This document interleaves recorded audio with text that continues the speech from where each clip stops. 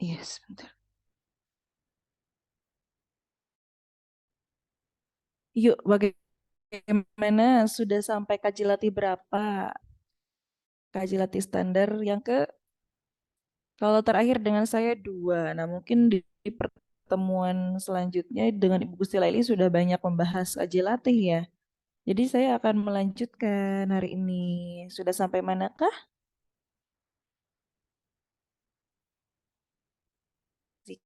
Kan di kolom chat.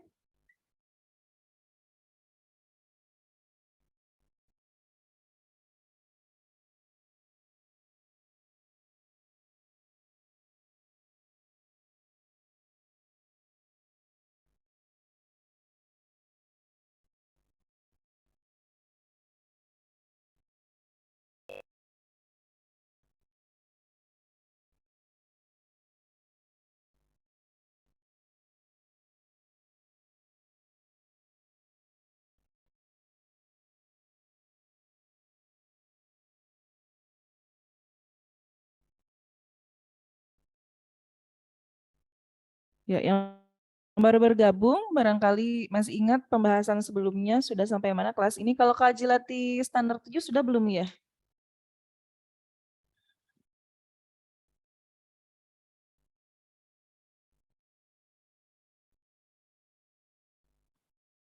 Kaji latih standar 7 yang ini nih. Apakah sudah?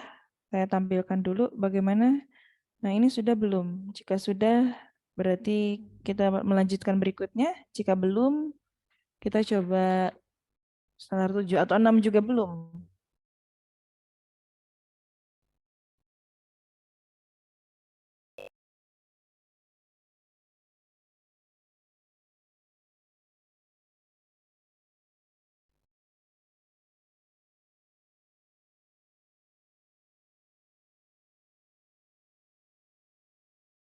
Kalau 6 yang ini nih.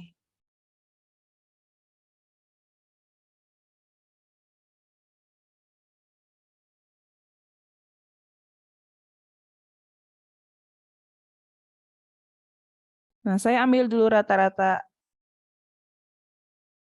per minggunya ya. Nah, kalau kita lihat kemungkinan teman-teman posisinya ada di standar 6 atau standar 7. Silakan diinformasikan jika ini sudah dibahas. Saya berarti ke standar 6 dulu ya. Kita bahas standar 6 dulu. Kaji latih standar 6. Nanti tolong boleh dikoreksi jika ini sudah terbahas ya. Oh, sekarang kaji latih 7. Baik. Berarti betul ya tadi ya, kaji latih yang ke-7. Baik, teman-teman, terima kasih informasinya. Kita mulai dengan kaji latih standar 7.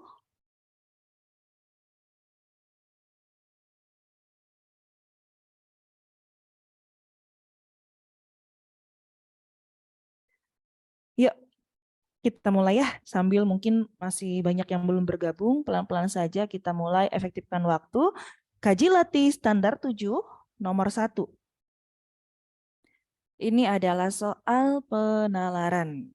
Yang ditanyakan simpulan ya. Jadi, boleh teman-teman yang ingin menjawab, silakan sampaikan di kolom chat ya. Tidak usah ragu untuk menjawab. Percaya diri dulu saja mencoba persoalan benar salah belakangan ya. Nomor 1 pertanyaannya adalah air bersih adalah kebutuhan pokok setiap manusia. Pada musim hujan, masyarakat Jakarta hanya sedikit memiliki persediaan air bersih.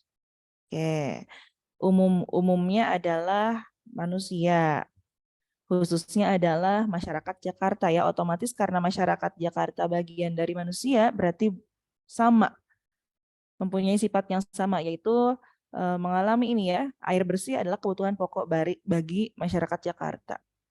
Sementara pada musim hujan, masyarakat Jakarta hanya sedikit memiliki persediaan air bersih. Jawabannya yang manakah? Sudah ada yang masuk? Silakan teman-teman yang lain. Ada yang menjawab A, barangkali ada yang berbeda, boleh disampaikan ya. Setujukah dengan jawaban A? Saya tandai terlebih dahulu. Jika ada yang berbeda, boleh tolong disampaikan. Masyarakat Jakarta harus menghemat menggunakan air bersih. Bagaimana teman-teman yang lain? Apakah setuju dengan yang A atau mungkin yang lain? Masyarakat Jakarta tidak butuh. Ini bersifat negatif ya. Tidak butuh. Kalau kita lihat ternyata dia mengingkari apa yang ada pada pernyataan umumnya ya. Predikatnya kan ini. Kebutuhan pokok. Air adalah kebutuhan pokok. Masyarakat Jakarta tidak butuh. Nah, kita lihat kan tadi masyarakat adalah bagian dari manusia sehingga akan punya sifat yang sama seperti manusia yang disampaikan pada kalimat ke-1 yaitu butuh dengan air bersih. Tentu saja yang B bukan jawabannya. Air bersih bukanlah kebutuhan pokok masyarakat Jakarta. Tentu saja ini juga salah karena tadi sama alasannya ya, masyarakat bagian dari manusia. Yang D sekalipun tanpa air bersih masyarakat Jakarta dapat hidup. Bisa jadi hanya saja yang sedang dibahas di sini adalah tentang air ya. Jadi tidak membahas faktor lain tentang keberlangsungan hidup masyarakat Jakarta. Yang E, air bersih adalah kebutuhan masyarakat Indonesia. Tentu saja yang ini sudah pasti salah karena simpulan pasti akan mengarah kepada bagian yang spesifik berbicara tentang masyarakat Jakarta. Betul ya? Tadi yang sudah menjawab A, nomor 1 benar, jawabannya adalah A. Nah, itu soal nomor 1. Kita lanjutkan dengan soal nomor 2.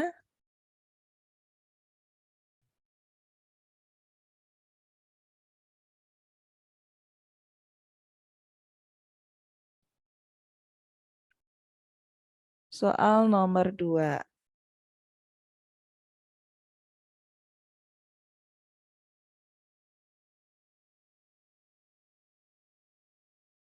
Oh, ini tentang pernyataan.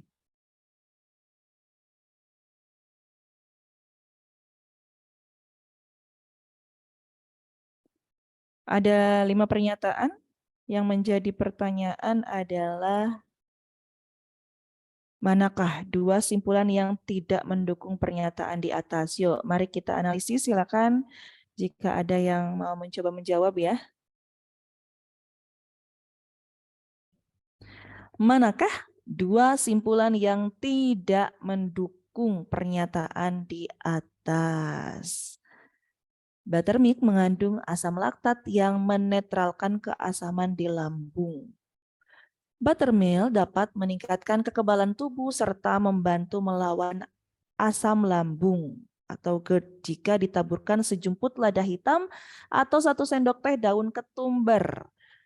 Penelitian terbaru menunjukkan bahwa siapa saja yang rutin minum buttermilk memiliki risiko terkena kanker esofagus yang lebih kecil daripada yang jarang minum buttermilk. Oke, tadi mengandung asam laktat sehingga menetralkan keasaman lambung, meningkatkan kekebalan tubuh serta membantu melawan asam lambung.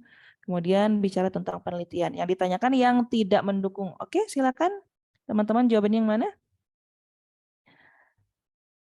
Baik, ada yang sudah masuk? Jawabannya C. Oke, yang lain bagaimana? Apakah yang C 2 dan 4 ya? Yang ditanyakan yang tidak mendukung. Yuk, masih ditunggu ya sambil saya bacakan. Teman-teman silakan tuliskan jawabannya boleh di kolom chat. Banyak penderita asam lambung atau GERD minum buttermilk untuk pengobatan.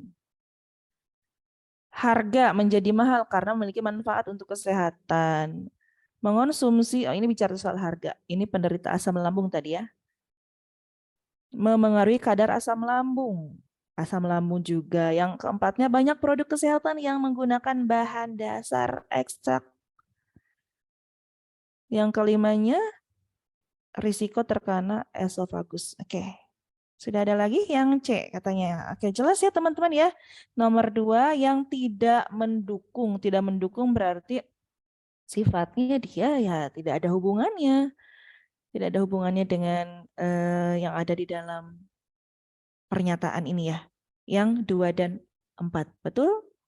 Yang C. Karena tadi bicara soal harga. Kemudian ini adalah banyak produk-produk yang lain berarti ya. Padahal yang sedang dibahas adalah buttermilk-nya. Baiklah, itu soal nomor 2. Betul tadi yang sudah menjawab C. Kita lanjutkan soal nomor 3.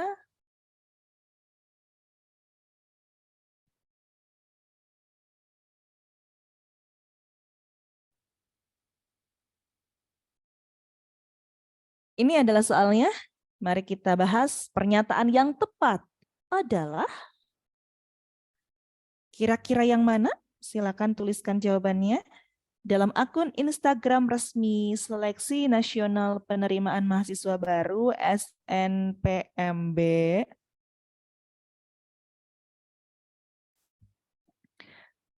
Calon peserta yang berhak mendaftar seleksi nasional berdasarkan prestasi 2023 adalah, nah ini syaratnya ya, siswa yang memiliki akun SNPMB yang sudah disimpan permanen. Sudah disimpan permanen. Jadi syaratnya punya akun yang sudah disimpan permanen. Nani, pemisalan nih. Nani adalah peserta SNBP 2023 yang sudah mengisi akun SNPMB tetapi tidak mencantumkan NISN, nomor induk siswa nasional, dan belum terdaftar di PDSS. Manakah yang tepat? Oke, ada yang sudah menjawab. Jawabannya ada yang A, yang lain bagaimana? Bagaimanakah dengan Nani? Nani adalah peserta SNBP yang sudah mengisi akun tetapi tidak mencantumkan NISN dan belum terdaftar. Masuk lagi jawaban yang A. Oke, masih adakah yang mau coba jawab? A lagi masuk. Kemudian A, oke. A ya, mengerucut ke A. Yuk, kita lihat. Nani tidak berhak mengikuti SNBP 2023 atau Nani peserta SNBP dan tidak lulus SNBT. Wah, ini nggak mungkin. Nani tetap berhak mengikuti SNBP 2023. Nani mungkin tidak bisa mengikuti. Ini tidak relevan ya. Ini tidak relevan. Nani bukan peserta, ini juga tidak. Jadi kemungkinannya ada di A dan C. Ternyata jawaban yang paling tepat betul ya, yang A. Karena dia tidak menyimpan informasinya secara permanen di situ kan. Belum mencantumkan NISN dan belum terdaftar. Nah tentu saja ini dia tidak berhak mengikuti SNBP 2023. Baik, betul ya teman-teman. Jawabannya adalah A untuk soal nomor 3. Selanjutnya, soal nomor 4. Teks baru, ini literasi. Oh, judul.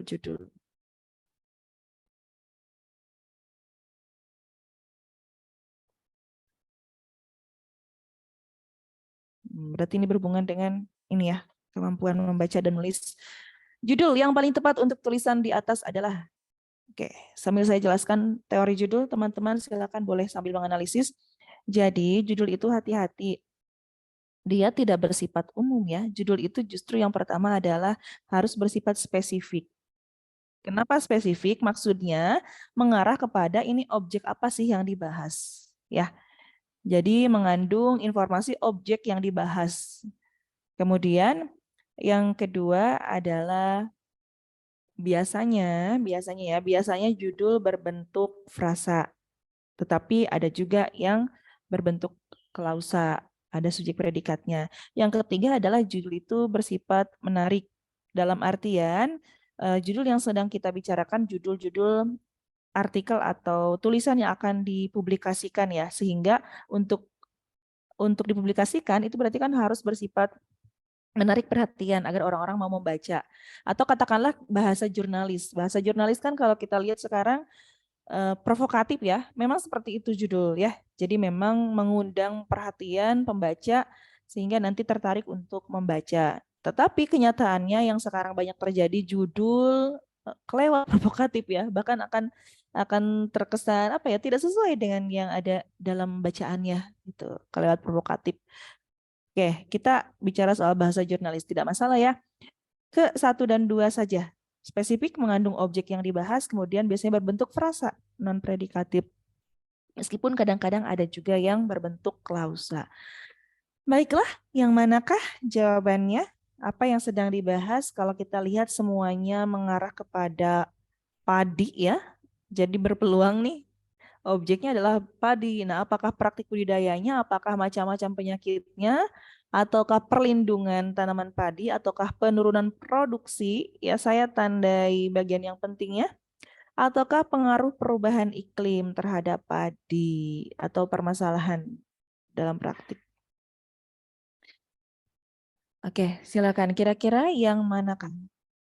Masalah yang dihadapi dalam praktik budidaya padi semakin beragam. Konversi lahan sawah di sentra penghasilan padi terus berlangsung.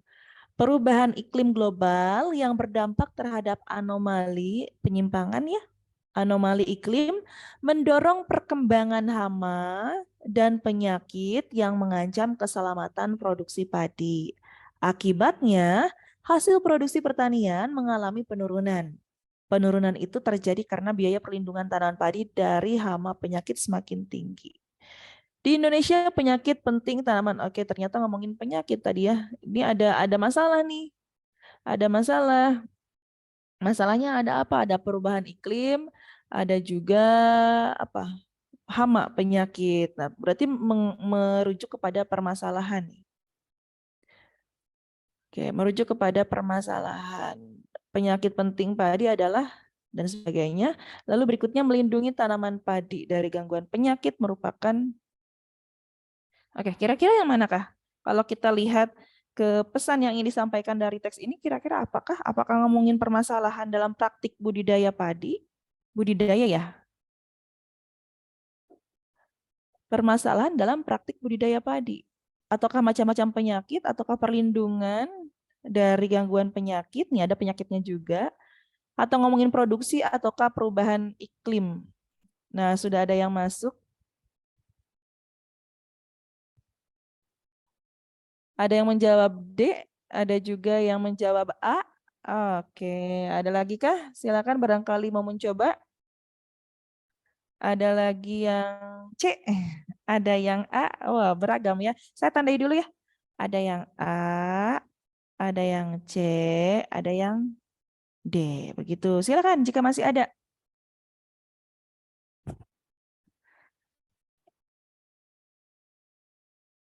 Berarti sifatnya tadi spesifiknya sudah ada, objeknya semuanya tentang padi. Nah, padinya dalam hal apanya sih? Kalau kita lihat ternyata masalah dalam hal ini masalah yang sudah mengarah kepada ternyata bukan iklim yang ke bawah dibahas ya. Karena ada dua masalah padi. Pertama adalah iklim, yang kedua adalah tentang hamanya atau penyakit ya.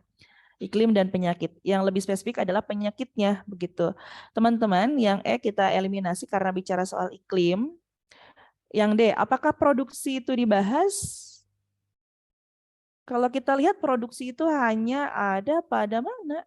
Disinggung di kalimat 4, tetapi tidak detail dibahas ya, tidak dibahas bagaimanakah penurunannya. Kemudian di kalimat kemana lagi produksi? Tidak ada ya. Hanya di situ. Berarti dia tidak mewakili keseluruhan pesannya. Tidak membahas spesifik tentang produksinya. Oke, ada lagi yang masuk C.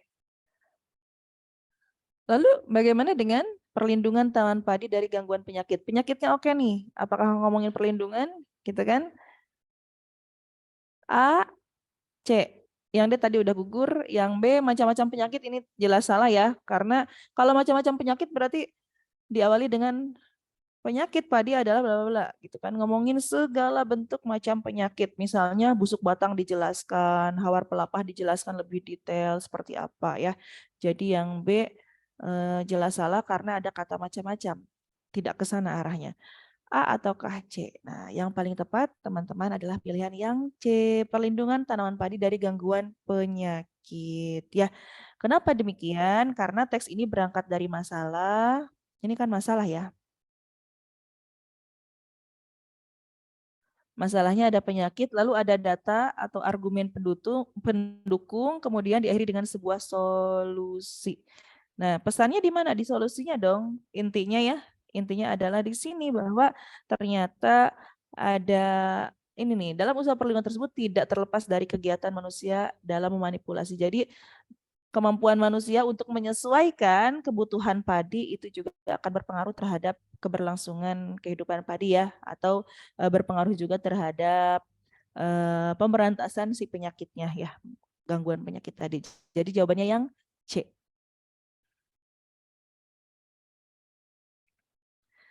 Baik, itu soal nomor 4. Soal nomor 5, masih dari teks yang sama.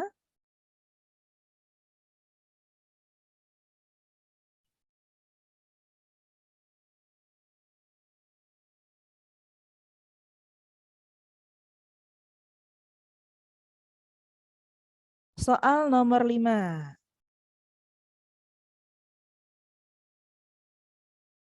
Anda akan menambahkan kalimat berikut pada paragraf 1. Langkah-langkah perbaikan dalam mengatasi hama penyakit diperlukan untuk meningkatkan hasil pertanian. Kira-kira di manakah posisinya yang paling tepat?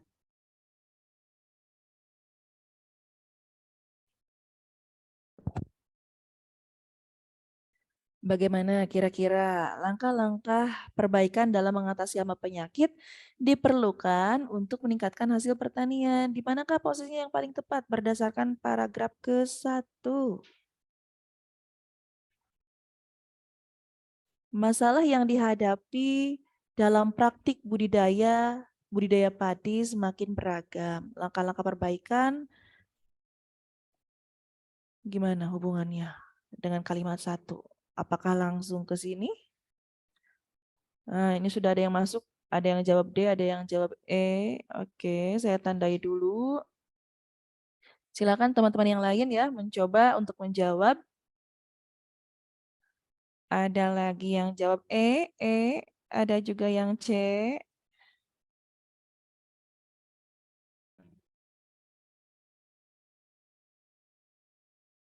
Kalau di setelah kalimat 1 tidak mungkin ya kita eliminasi yang 1. Mengapa? Karena kan ini cirinya begini. Ini kan dia pasti kan posisinya setelah nih. Setelah. Artinya kalimat ini adalah sebagai kalimat penjelas. Begitu kan? Bukan kalimat utama kan, bukan kalimat yang dijelaskan oleh kalimat lain. Karena kan setelah. Yang namanya kalimat penjelas itu punya ciri. Yang pertama adalah adanya repetisi atau pengulangan.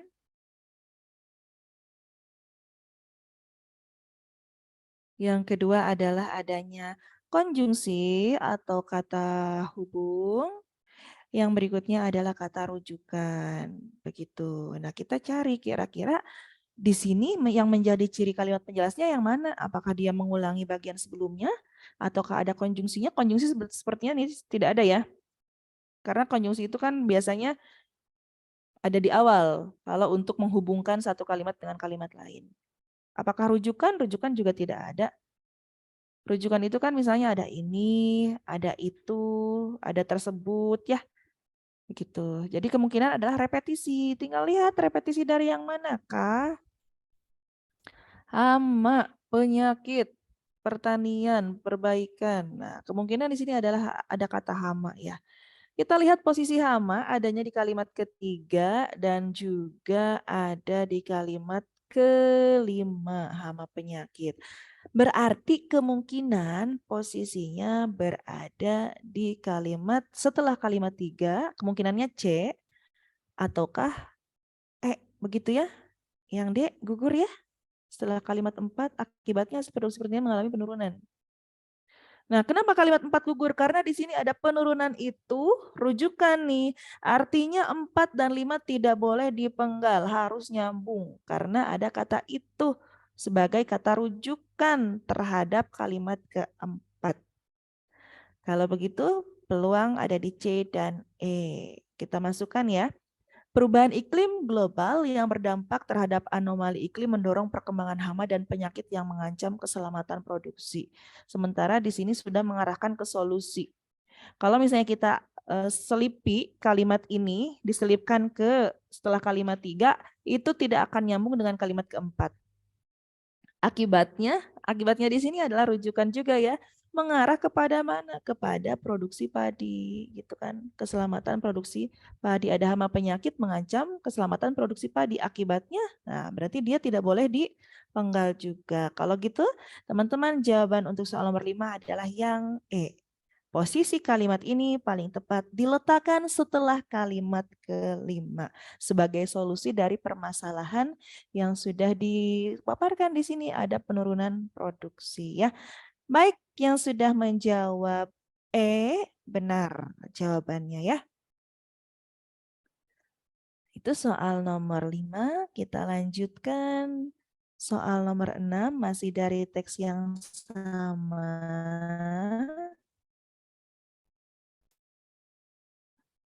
Kata sambung yang tepat untuk melengkapi bagian yang rumpang pada kalimat 8 adalah yang mana?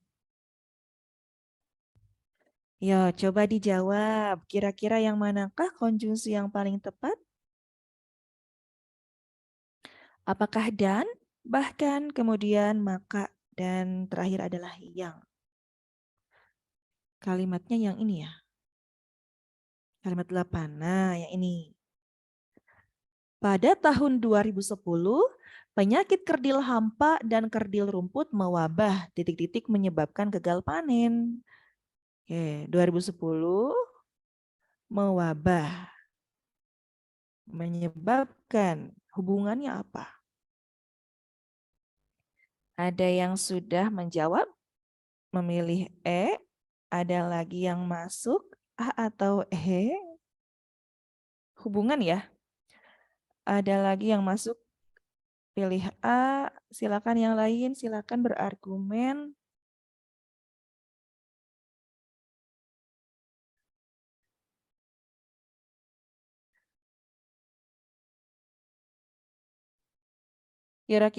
Kira-kira manakah yang menghubungkan, konjungsi manakah yang paling tepat untuk menghubungkan? Oke, ada lagi yang masuk menjawab A. Ada lagi A? Oh, ke A.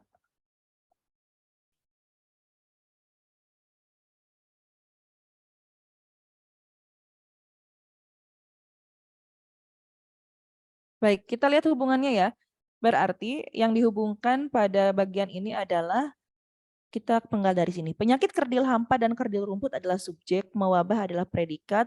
Nah, menyebabkan mewabah, menyebabkan gagal panen. Nah, di sini gagal panen itu adalah apa ya? Tingkatannya lebih tinggi daripada mewabah.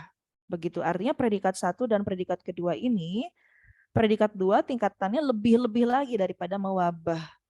Begitu. Manakah yang paling tepat? Pertama, maka nggak bisa ya, maka menyebabkan. Ini nggak logis, nggak enak. Penyakit kerdil hampa dan kerdil rumput mewabah, maka menyebabkan. Tidak seperti itu hubungan sebab akibatnya. Kemudian ini juga bukan merupakan urutan waktu ya. Apakah dan, bahkan, ataukah yang menyebabkan. Berarti dia nanti si menyebabkan ini sebagai atribut saja kalau kita gunakan yang.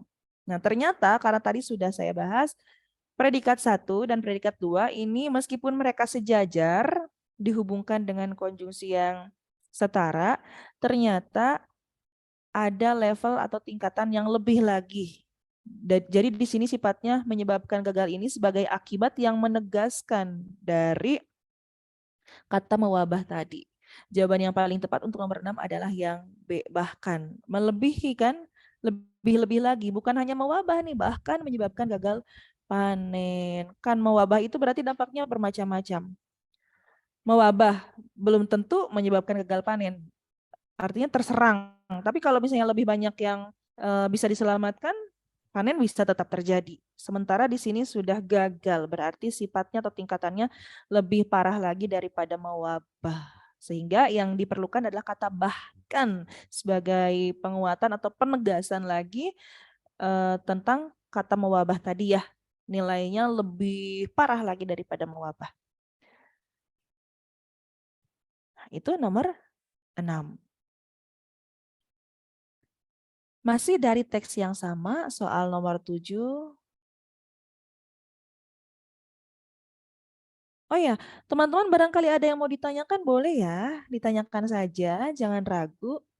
Atau mungkin ada yang kurang jelas, silakan ditanyakan. Sementara kita lanjutkan dulu ke nomor 7. Yang ditanyakan adalah agar menjadi logis. Nah, ini logis. Kalimat 12 Harus diperbaiki dengan cara yang mana? Ini, memangnya kenapa sih kalimat 12 ini kok harus diperbaiki? Begitu ya?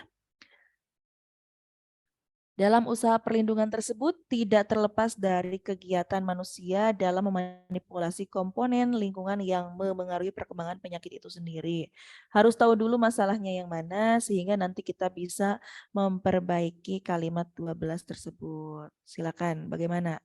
Apakah ada yang mau mencoba menjawab?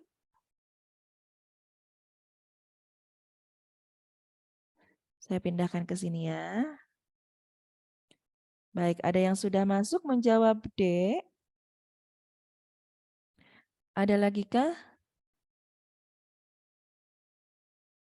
Ada lagi, D juga. Silakan yang lain. D, kenapa sih yang D menghilangkan kata dalam pada awal kalimat? Nah, ada lagi. D.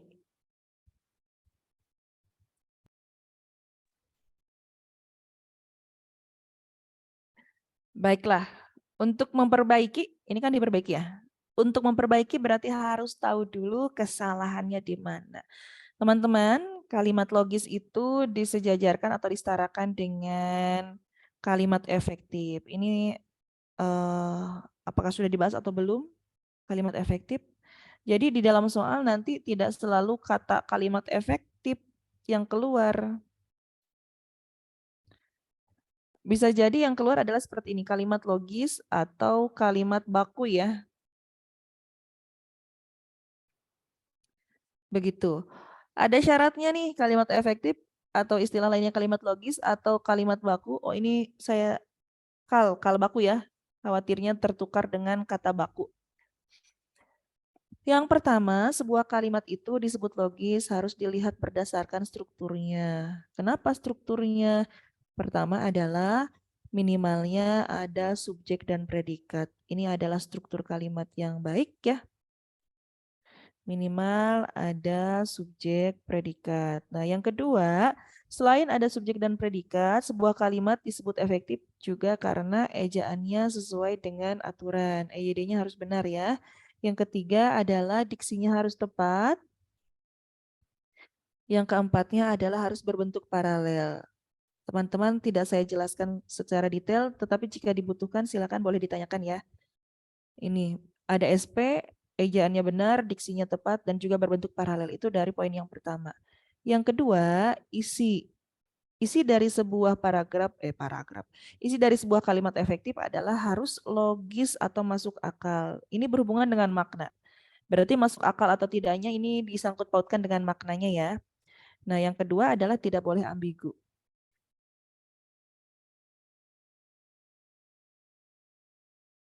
Yang ketiga, sebuah kalimat disebut efektif dilihat dari aspek penggunaan kata.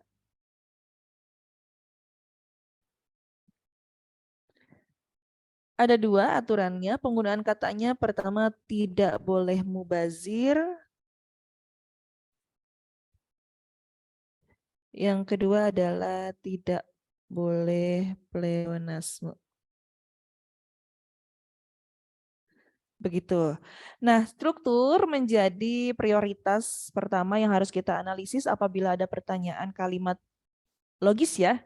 Kenapa? Karena struktur ini akan sangat mudah ditemukan berkaitan dengan unsur pembangun sebuah kalimat, terutama subjek dan predikatnya sebagai unsur wajib. Nah, jika SP-nya baik-baik saja, kita boleh lanjut ke poin berikutnya.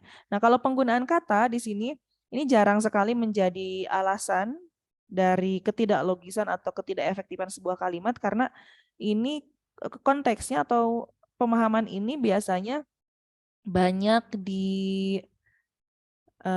banyak dipahami oleh teman-teman atau adik-adik sekolah dasar ya yang berputar di situ-situ saja bahwa kalimat efektif itu tidak boleh boros. Ini kan kejarannya tidak boros.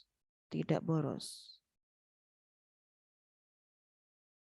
Oke, ada yang bertanya, paralel itu bagaimana? Baik, paralel itu artinya sebuah kalimat dalam kalimat efektif harus mengandung konsep paralel. Biasanya ada dalam pemerincian atau dalam bagian yang sifatnya luas ya, diperluas dengan konjungsi-konjungsi.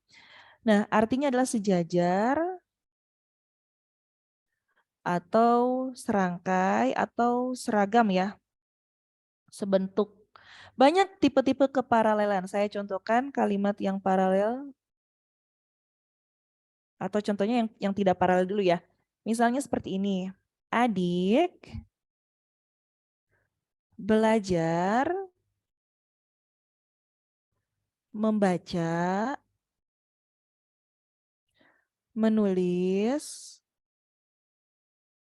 dan berhitung. Nah, ini adalah contoh dari kalimat yang tidak efektif dengan alasan tidak paralel. Mengapa? Paralel itu sejajar, serangkai, atau sebentuk. Adik subjek, belajar adalah predikat ya. Nah, di sini ada membaca, menulis, berhitung. Ini yang disebut tidak paralel. Mengapa? Karena bentuk dari kata kerjanya berbeda. Jadi ketika masih bisa disebentukan, silakan gunakan yang sebentuk. Membaca, menulis, dan menghitung. Begitu. Ini adalah yang paralel. Atau yang misalnya contoh lain. Nih, contoh yang lain ya. Karena tekun dan kerajinannya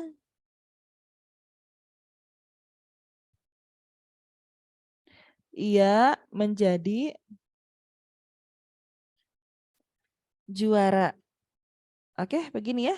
Jadi paralel itu biasanya berbentuk untuk beberapa bentukan, kata bentukan ya. Seperti contoh kedua, karena tekun dan kerajinannya ini adalah tidak paralel.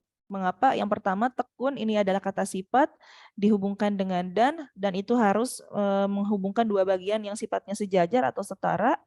Sementara ketemunya dengan kata kerajinan, kerajinan itu adalah kata benda. Ini dari kategori kata berbeda, dari bentuknya pun sudah sangat jelas terlihat berbeda. Tekun itu adalah kata dasar, sementara kerajinan adalah kata berimbuhan. Gitu ya. Jadi paralel itu harus polanya sama, seragam. Kalau yang digunakan kata dasar, silakan gunakan kata dasar lagi. Jadi untuk yang kedua ini boleh dipilih aja mau masuk kemana. Apakah mau disamakan dengan tekun atau mau disamakan dengan kerajinannya. Karena ketekunan dan kerajinannya boleh. Atau karena tekun dan rajinnya juga boleh. Gitu ya. Intinya sepola, sebentuk. Ya, sebentuk. Biasanya paralel terjadi pada kalimat-kalimat yang di dalamnya mengandung beberapa perincian kata-kata turunan. Tuh, kalau tidak salah teman-teman di soal sebelumnya gitu ya. Saya lupa kaji latihnya berapa. Itu loh yang cadangan karbon yang kaya gitu.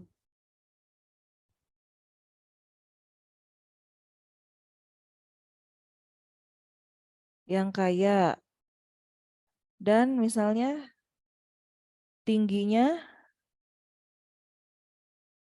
risikonya risiko apa ya saya lupa gitu. Nah, ini tidak paralel.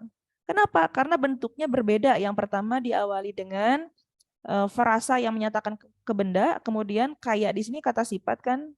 Di sini kan kaya dan tinggi yang dipertentangkan. Kata benda, kata sifat. Ini kata sifat, kata benda gitu. Nah, ternyata tidak paralel, harus bentuk. Mau kemana ngejarnya? Dan jangan lupa ini ada kata yangnya gitu ya. Jadi boleh disamakan dengan yang kiri ataupun yang kanan asalkan sebentuk sejajar.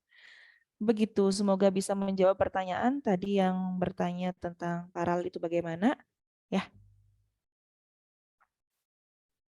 Atau satu lagi deh, saya jadi ini mumpung keingat dia menolong nenek itu dengan dipapahnya ke pinggir jalan. Nah, ini juga termasuk contoh yang tidak paralel. Mengapa? Oke, terlihat ya bahwa ada menolong dan dipapah. Padahal dalam satu subjek yang sama. Dia menolong dengan memapahnya seharusnya. Begitu. Baik, kita lanjut ya. Itu tadi konsep paralel. Nah, kembali ke soal nomor berapa tadi? Nomor 7?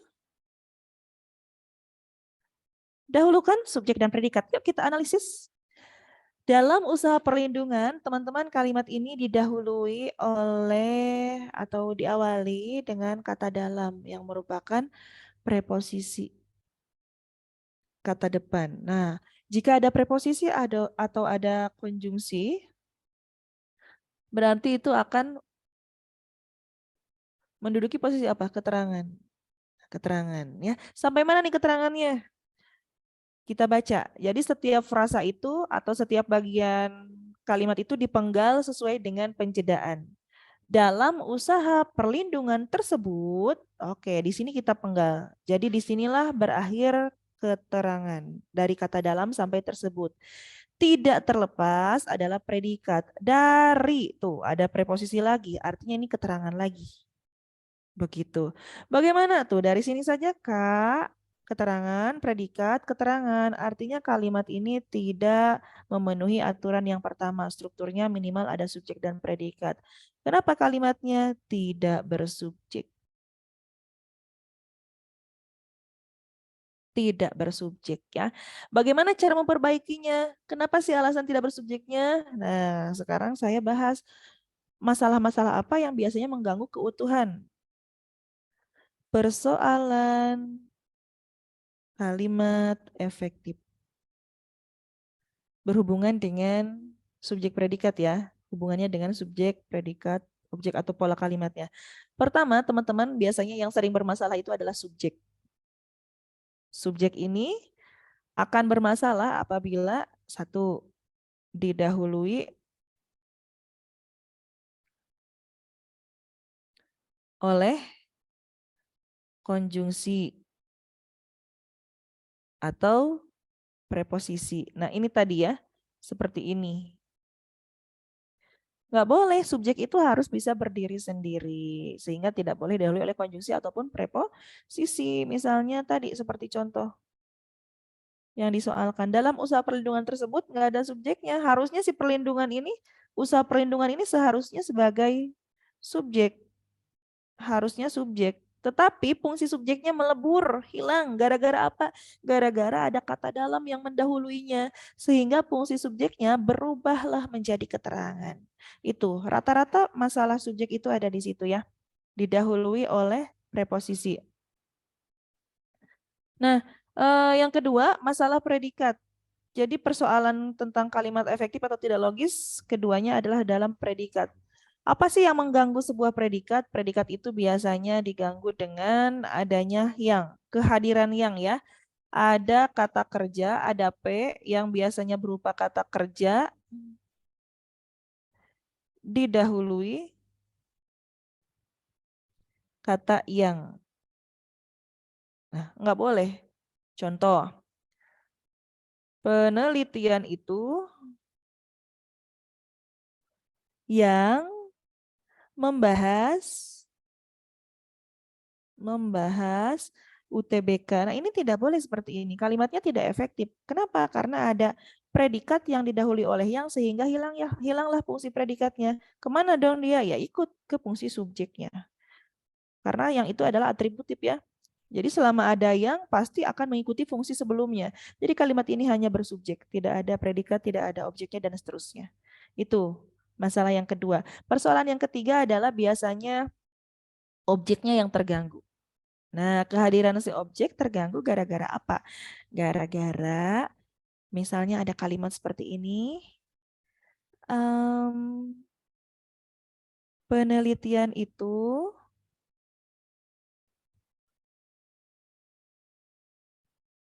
membahas tentang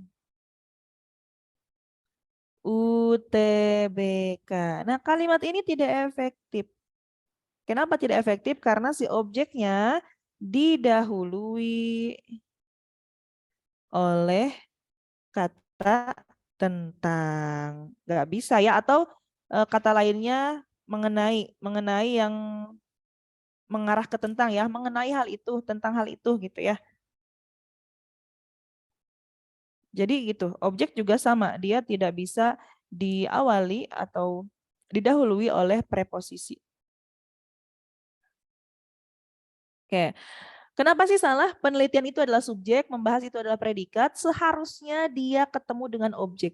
Seharusnya. Kenapa? Karena membahas adalah kata kerja yang butuh objek. Membahas apa? Begitu kan? Termasuk kata kerja aktif transitif sehingga membutuhkan objek. Ternyata ketemunya dengan apa? Ketemunya dengan tentang. Tentang ini membuat si UTBK yang harusnya adalah objek berubah malah jadi apa? Jadi pelengkap. Sebenarnya nggak masalah dengan pola kalimat SPPL, tidak masalah. Persoalannya ada di sini. Kata membahas termasuk kata kerja aktif transitif yang seharusnya bertemu dengan objek malah bertemu dengan pelengkap. Tuh, berarti harusnya diapakan? Dihilangkan kata tentangnya. Itu ya persoalan-persoalan yang mengganggu keberadaan subjek, predikat, dan objek dalam kalimat efektif. Tuh. Nah, biasanya yang sering muncul yang mana ini? Persoalan subjek tidak boleh didahului preposisi. Nah, ini juga adalah alasan kenapa si jika maka tidak boleh digunakan dalam satu kalimat yang sama. Jika A, maka B. Nah, dalam rumus komputer pun digunakan rumus if ya. Dalam beberapa artikel-artikel justru jika maka itu sangat banyak digunakan. Seolah-olah mereka ini berpasangan, padahal nggak boleh digunakan bersamaan. Mengapa demikian? Tadi karena jika ada salah satu konjungsi, pasti dia akan menyatakan atau menduduki bagian keterangan. Jika itu konjungsi, maka juga konjungsi. Kalau begitu dua-duanya adalah keterangan. Pertanyaannya, manakah subjeknya? Manakah predikatnya? Gitu kan? Jadi jika dan maka tidak boleh digunakan bersamaan. Nah, itu sepintas tentang permasalahan yang sering muncul di dalam pertanyaan kalimat efektif. Kita kembali ke ini. Tadi persoalannya ini keterangan. Hilangkan ya kata dalam sehingga nanti muncul kata usaha perlindungan sebagai subjek. Kalau gitu yang mana jawabannya? Adalah yang D. Menghilangkan kata dalam pada awal kalimat. Betul ya teman-teman yang sudah menjawab pilihan yang D. Baik, itu soal nomor 7. Kita lanjut nomor 8.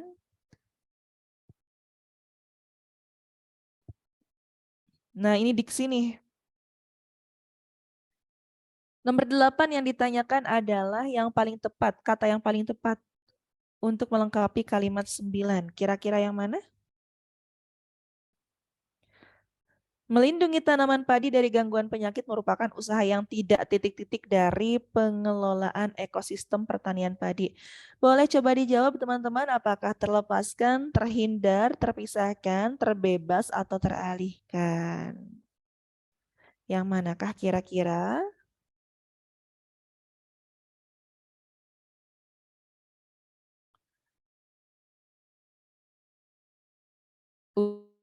Usaha yang tidak titik-titik dari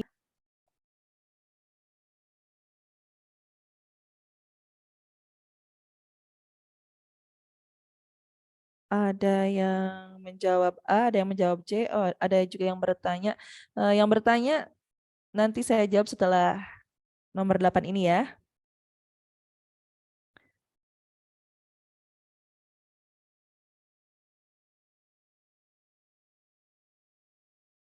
Ada yang A, ada yang C, C, A. Oh, C, C, A. Mengarah ke C, A nih. Terlepaskan, terpisahkan. Oh, baiklah. Terhindar. Kenapa terhindar tidak ada yang memilih produksi? Nomor berapa tadi? 9 ya, kalimat 9. Usaha yang tidak terhindar dari pengelolaan. Oke, baik. Kita eliminasi kata terhindar. Biasanya digunakan untuk kata kerja yang katanya negatif. Misalnya terhindar dari bencana, terhindar dari bahaya, begitu ya. Terbebas, terbebas juga kita eliminasi ya. Terbebas dari apa? Terbebas dari sama maknanya. Biasanya akan bertemu dengan kata yang mengarah kepada makna negatif, teralihkan, dialihkan, dipindahkan. Ini juga tidak. Apakah A ataukah C?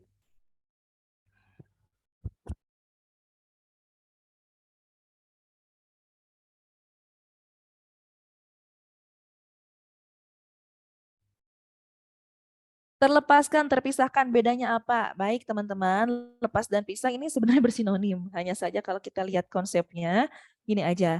Terpisahkan lawannya apa? Pisah lawannya menyatu, begitu kan? Lawannya menyatu. Lepas lawannya ikat, gitu kan? Diikat, lepas. Nah, sekarang kita kembalikan ke konsep. Kira-kira melindungi tanaman ini apakah bagian yang satu dengan pengelolaan ataukah ekosistem pertanian nih? Ataukah dia sesuatu yang sifatnya ya berbeda tetapi berhubungan gitu ya. Jadi kalau menyatu itu tadinya adalah satu, satu nih artinya pengelolaan dan melindungi itu ada pada hal yang sama. Nah, kalau terlepas berarti dua-duanya ini tidak sama, tidak pada satu bagian yang sama tetapi terikat, saling berhubungan. Begitu. Nah, nomor 8 yang paling tepat jawabannya adalah yang tidak terlepaskan dari pengelolaan ekosistem pertanian. Ya, begitu. Karena dua hal yang berbeda antara melindungi tanaman padi dari gangguan penyakit dengan pengelolaan ekosistem pertanian padi, mengelola pertanian padi. Kalau yang satunya ngomongin penyakitnya, yang satunya padinya begitu ya. Tapi dua-duanya berjalan beriringan, terikat gitu, bukan satu bagian yang sama. Baik, itu nomor 8 jawabannya adalah yang A. Nah, berikutnya ini tadi yang bertanya. Apa pertanyaannya tadi? Apakah kalimat yang ada kata atribut atau preposisi langsung bisa disimpulkan kalau itu adalah keterangan atau pelengkap? Nah, jawabannya adalah begini. Kemana nih yang kosong? Sini aja ya. Jawabannya adalah iya, betul. Bisa disimpulkan bahwa itu adalah keterangan atau pelengkap. Nanti teman-teman tinggal bedakan dia masuknya ke ciri keterangan atau ke ciri pelengkap. Tuh. Tetapi tidak semua keterangan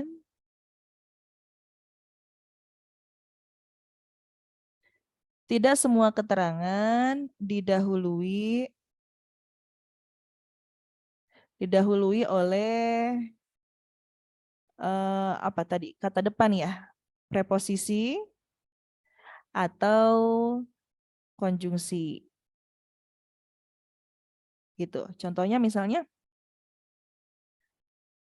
adik menangis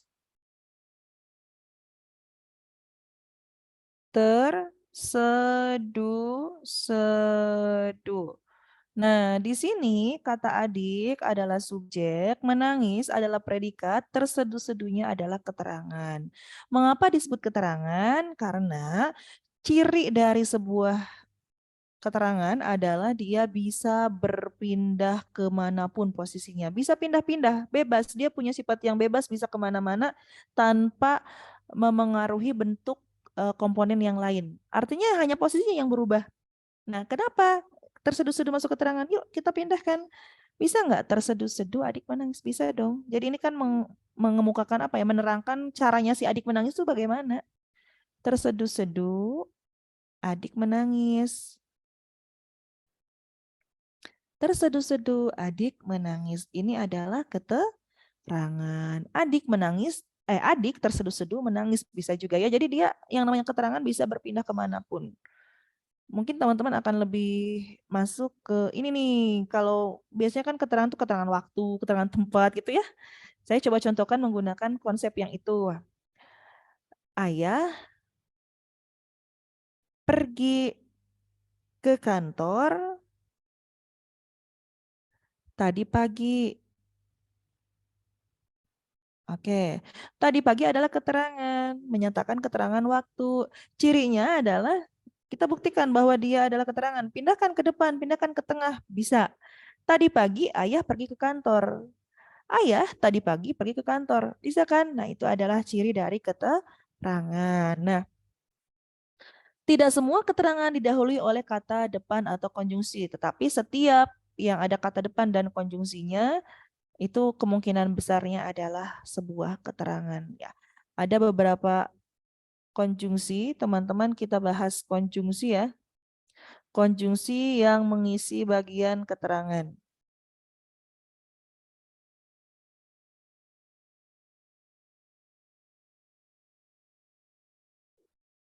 Nih, konjungsi-konjungsi apa saja yang mengisi keterangan? Yang pertama adalah konjungsi yang menyatakan keterangan waktu. Contohnya ketika, saat, tatkala, dan yang lain-lainnya ya. Manakala, dan seterusnya. Yang kedua, konjungsi yang menyatakan keterangan tujuan. Contohnya untuk, agar, supaya, demi, biar, gitu ya. Saya tidak tuliskan semuanya.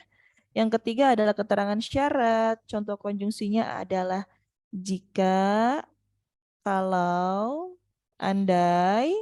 Yang keempat adalah konjungsi yang menyatakan keterangan sebab, karena, sebab. Yang kelima adalah konjungsi yang menyatakan akibat. Contoh konjungsinya adalah sehingga, maka. Nah, semua konjungsi ini termasuk dalam konjungsi subordinatif. Begitu ya, konjungsi subordinatif. Jadi setiap menemukan konjungsi-konjungsi ini pasti itu adalah menduduki posisi keterangan, bagian keterangan. Nah, makanya tadi jika dan maka tidak boleh dijadikan satu. Mengapa? Karena satunya keterangan syarat, satunya keterangan akibat. Tidak akan ada subjek predikatnya. Begitu ya. Nah, itu jawaban untuk tadi yang bertanya, apakah bisa disimpulkan bahwa jika ada kalimat yang ada preposisi atau kata depannya itu adalah pelengkap atau keterangan? Jawabannya iya. Tinggal nanti teman-teman bedakan tadi ciri keterangan adalah bisa pindah-pindah. Nah, oh iya, ciri pelengkapnya belum saya bahas. Bagaimana dengan pelengkap? Sedikit aja ke sini. Subjek, predikat, pelengkap. Nah, ini. Pelengkap itu, apa sih pelengkap? Pelengkap itu adalah bagian dari predikat yang menempel dengan predikatnya ya. Maksudnya menempel bagaimana? Jadi dia tidak bisa dipisahkan dengan predikatnya. Adik saya bernama Ani. Oke, adik sayanya adalah subjek, bernamanya adalah predikat, Aninya adalah pelengkap. Gitu. Adik saya subjek, bernamanya predikat, Aninya pelengkap. Cirinya pelengkap, dia tidak bisa dipisahkan dengan predikatnya. Jadi si predikatnya pergi kemanapun harus nempel. Ani adalah bagian dari predikat yang tidak bisa dipisahkan. Hati-hati bedakan dengan objek. Oh, satu lagi deh kalau gitu. Gimana ya? Di sini kalau gitu ya. Teman-teman, sesuatu yang muncul setelah predikat ada 3 kemungkinan. Yang pertama adalah objek. Yang kedua adalah pelengkap. Yang ketiga adalah keterangan. Keterangan ya. Tadi sudah kita bahas keterangan dan pelengkap. Sekarang kita bahas yang objek ya. Tadi keterangan cirinya adalah bisa pindah kemanapun. Bisa pindah posisi. Sementara pelengkap adalah bagian dari P yang menempel.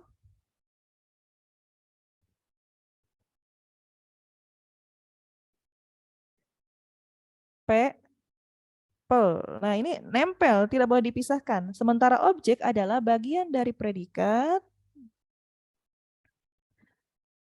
tapi ada syaratnya. Jadi objek dan pelengkap sama-sama bagian dari predikat karena sifatnya menjelaskan predikat.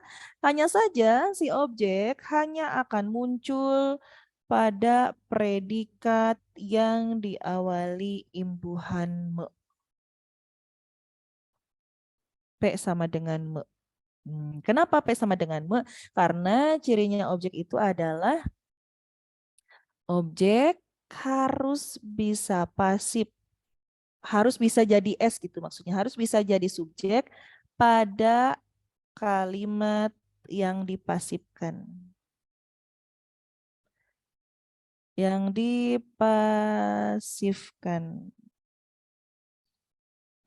Begitu ya.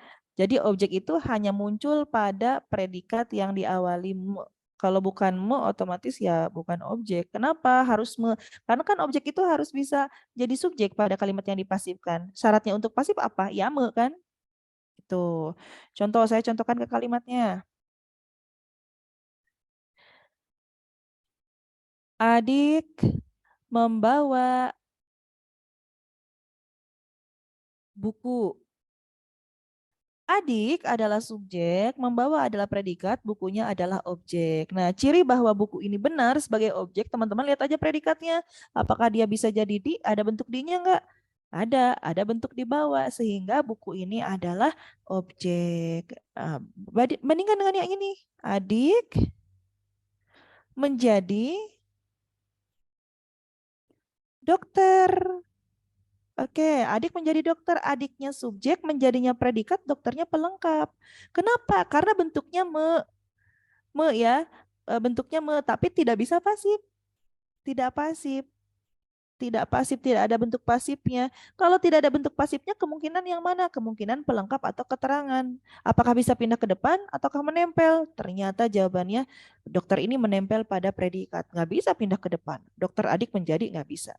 Nah, ini juga menandakan bahwa otomatis teman-teman setiap ada kata menjadi, ada kata merupakan, menduduki posisi sebagai predikat, itu pasti diikuti dengan pelengkap. Biasanya sering muncul dalam pola kalimat yang sama dengan kalimat itu ya, yang ditanyakannya pola kalimat. Begitu bedanya objek, pelengkap, dan keterangan. Objek harus bisa pasif. Dengan kata lain gini, kalau bukan me, kemungkinannya adalah pelengkap atau keterangan. Contoh ada berarti kemungkinan pelengkap atau keterangan. Tinggal dicek saja, bisa pisah nggak sih? Bisa pindah posisi nggak sih? Kalau nggak bisa, artinya itu adalah pelengkap. Gitu ya. Oke, nanti ini saya kirimkan catatannya di kolom chat, biar teman-teman bisa mengulangi kembali ya. Bisa menganalisis lagi. Nomor berapa tadi? Nomor 8. Silakan jika masih ada pertanyaan tentang pola kalimat, karena memang ini kompleks ya. Pola kalimat itu nanti bicara ke inti kalimat, kemudian nanti selain menentukan subjek predikat ya pola yang sama, nanti juga berhubungan dengan kalimat majemuk. Ya memang kompleks. Kalimat efektif juga berhubungan. Itu adalah pola kalimat.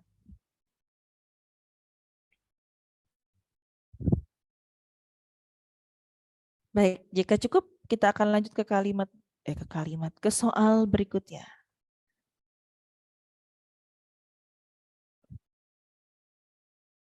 Soal nomor 9.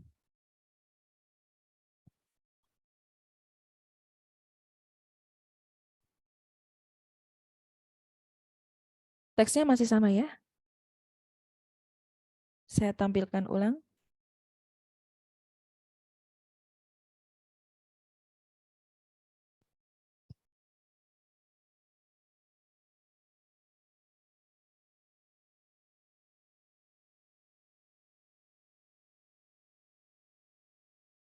Nomor 9 yang ditanyakan adalah kalimat manakah yang paling tepat dituliskan sebagai simpulan pada akhir tulisan. Simpulan pada akhir tulisan. Yuk, kira-kira yang manakah jawabannya? Simpulan pada akhir tulisan. Berarti posisinya adalah sebagai kalimat 13. Harus masuk, karena nanti kesimpulan yang ditanyakan bisa jadi ada dua. Ada simpulan di luar teks, ada simpulan di dalam teks. Nah, karena ini di dalam teks, artinya penting sekali kehadiran konjungsi yang menyatakan simpulan, ya. Penting sekali. Artinya, kira-kira yang manakah?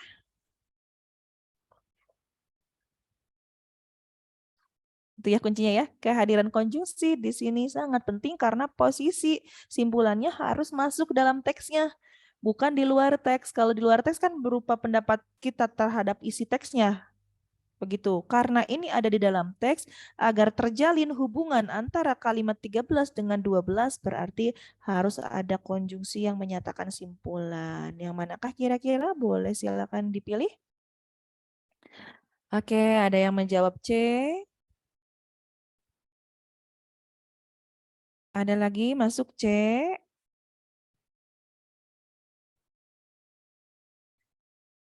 Masih adakah? Saya tandai yang C ya. Betulkah jawabannya yang C?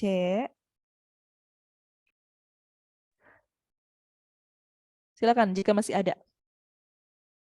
Karena tadi ini penting ya dengan demikian. Nah, dengan demikian metode perlindungan tanaman padi yang lebih sesuai dengan kondisi padi dapat diimplementasikan. Masuk lagi jawaban yang C.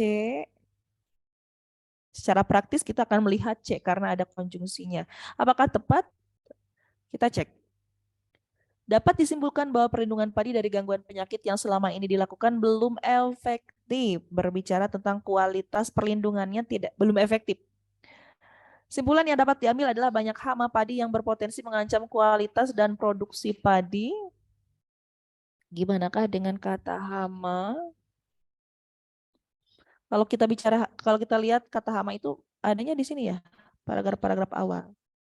Lalu yang D, semua itu membawa kita pada simpulan bahwa diperlukan strategi pengolahan padi dalam menghadapi perubahan iklim. Oh, jelas salah. Tadi kita sudah bahas bahwa perubahan iklim tidak dijelaskan secara detail karena gangguan yang dibahas lebih detail adalah gangguan dari penyakitnya, bukan dari perubahan iklimnya. Lalu yang E, uraian di atas menunjukkan bahwa penyakit padi berhubungan erat dengan penurunan. Oke, sama ya. Produksi padi tidak dibahas, hanya disebutkan di bagian tadi kalimat yang keempat. Ini jelas salah. Oke, yang manakah jawabannya benar ya teman-teman yang sudah menjawab C. Dengan demikian metode perlindungan tanaman padi yang lebih sesuai dengan kondisi dapat diimplementasikan. Apalagi kita lihat hubungannya dengan kalimat 12. Manusia harus memanipulasi komponen lingkungan yang memengaruhi perkembangan penyakit itu sendiri. Jadi ya kuncinya di manusia harus menyesuaikan dengan apa yang dibutuhkan. Tidak semua metode akan menyelesaikan persoalan gitu ya, disesuaikan dengan kebutuhan saja. Baik, betul. Yang sudah menjawab C, nomor 9 adalah C.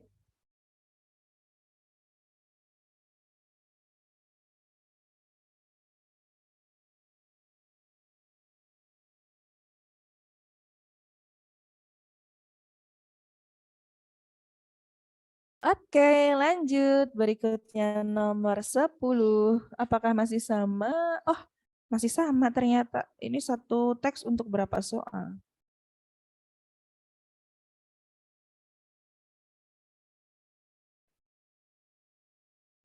Baik, lanjut nomor 10.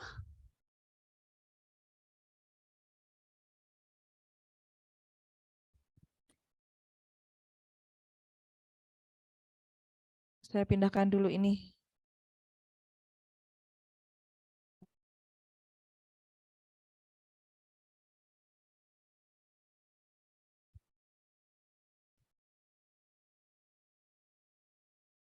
Oke, nomor 10 yang ditanyakan adalah kalimat manakah yang paling tepat untuk melengkapi paragraf kedua. Berarti paragrafnya yang ini melengkapi paragraf kedua. Kalau kita lihat tidak ada bagian yang hilang ya. Artinya kita harus meletakkan kalimat-kalimat ini pada posisi kalimat keberapa nih?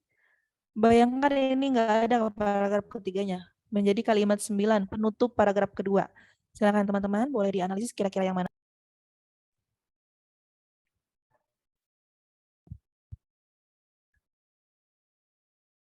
Di Indonesia, penyakit penting tanaman padi ialah hawar daun bakteri.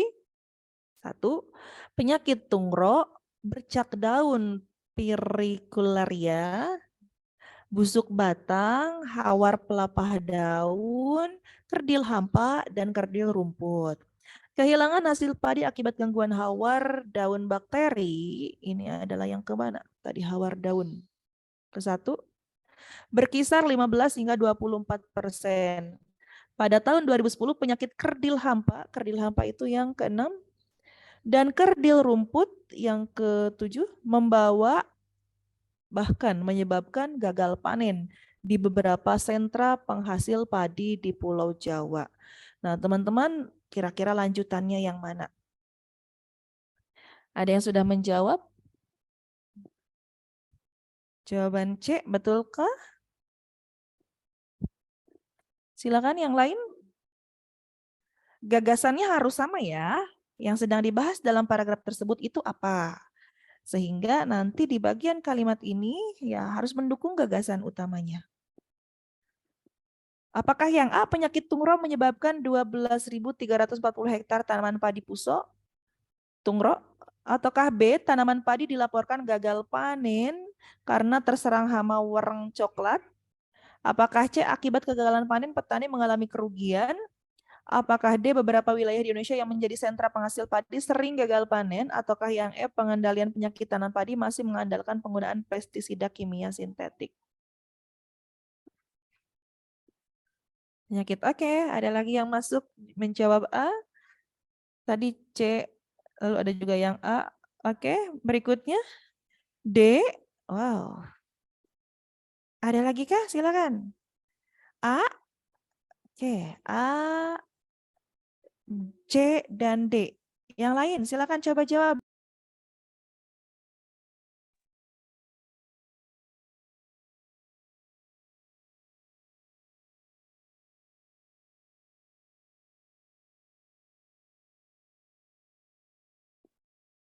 Baik, sambil saya jelaskan teman-teman, barangkali masih ada yang mau mencoba jawab, silakan. Boleh dimasukkan atau dituliskan dalam kolom chat. Oke. Yang diinginkan soal nomor 10 adalah melengkapi paragraf kedua. Artinya posisinya menjadi bagian akhir dari paragraf tersebut. Teman-teman yang harus diingat adalah, ingat pola pengembangan paragraf. Pertama ya, satu, ingatlah pola pengembangan paragraf. Pola pengembangan paragraf itu berarti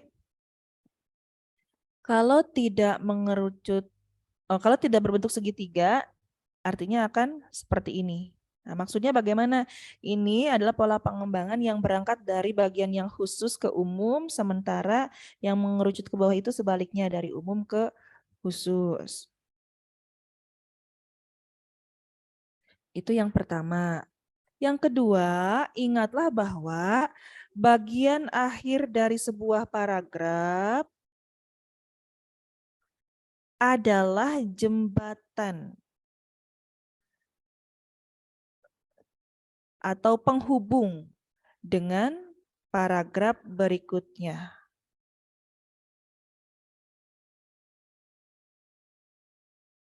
Itu yang harus kita perhatikan. Pertama tadi adalah lihat sifatnya harus lebih spesifik atau lebih umum daripada yang sebelumnya.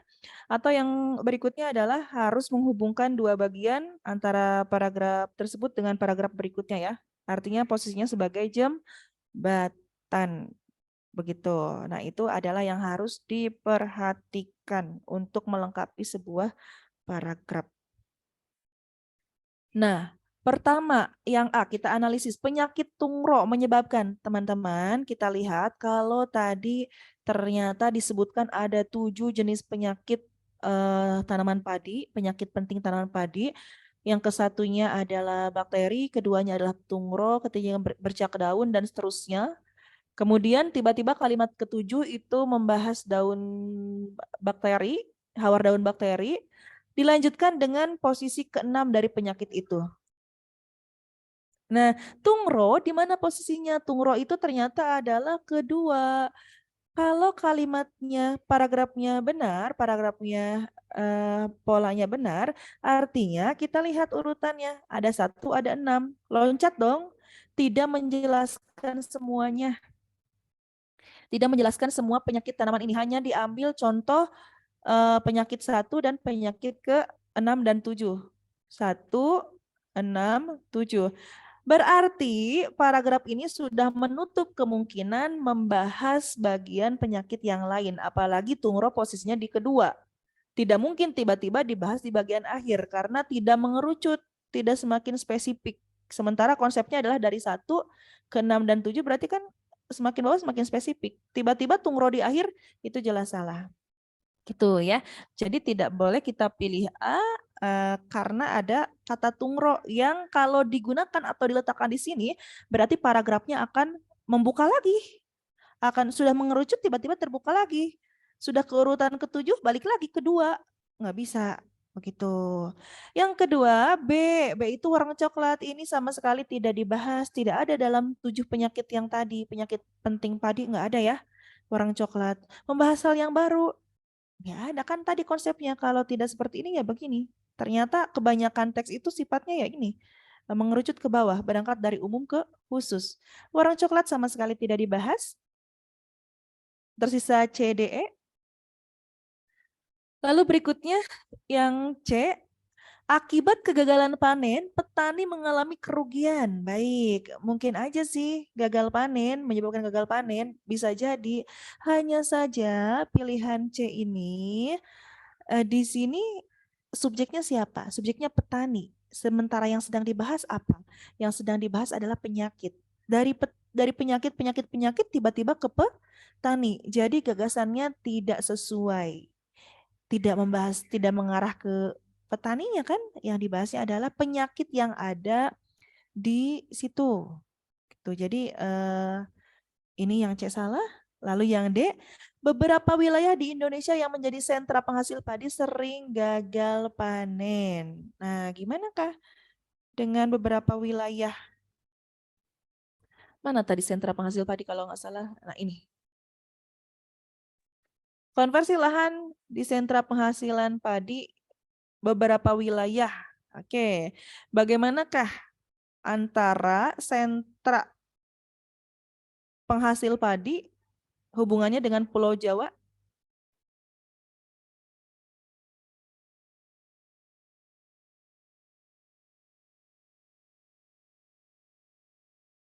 Oh, maaf terpencet. Nah, teman-teman, yang D juga salah, nggak bisa dipilih. Kenapa? Karena sifatnya, lihatlah, beberapa wilayah. Sementara di sini sudah mengarah ke Pulau Jawa.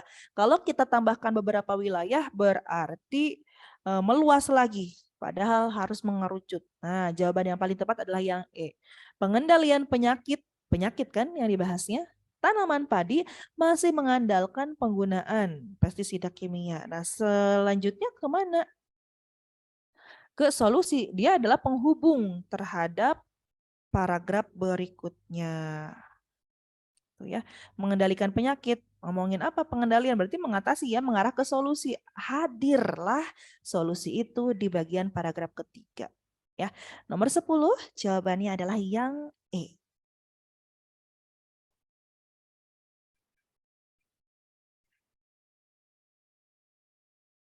Oke, lanjut nomor 11.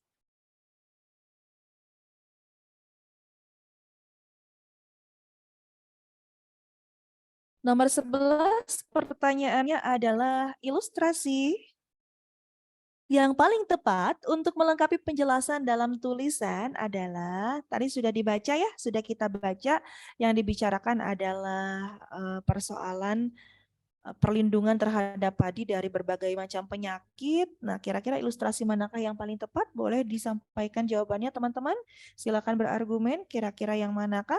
Apakah tabel hasil panen di sentra produksi, ataukah foto tanaman padi, ataukah gambar hama, ataukah langkah-langkah penanaman padi atau diagram persentase penurunan produksi padi. Manakah yang kira-kira mendukung teks ini?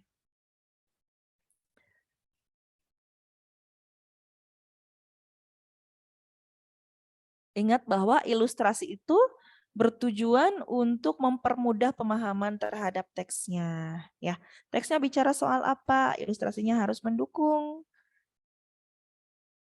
Foto tanaman padi ini jelas tidak mungkin. Masa ilustrasinya foto tanaman padi? Memangnya kalimatnya deskripsi? Nah kan tidak seperti itu. Kalau deskripsi padi adalah bla bla bla, mungkin saja ilustrasinya adalah foto. Yang B eliminasi ya, silakan dijawab. Ada yang menjawab oke, C, ada yang menjawab E, C, E. Ada lagi kah? Silakan, boleh teman-teman.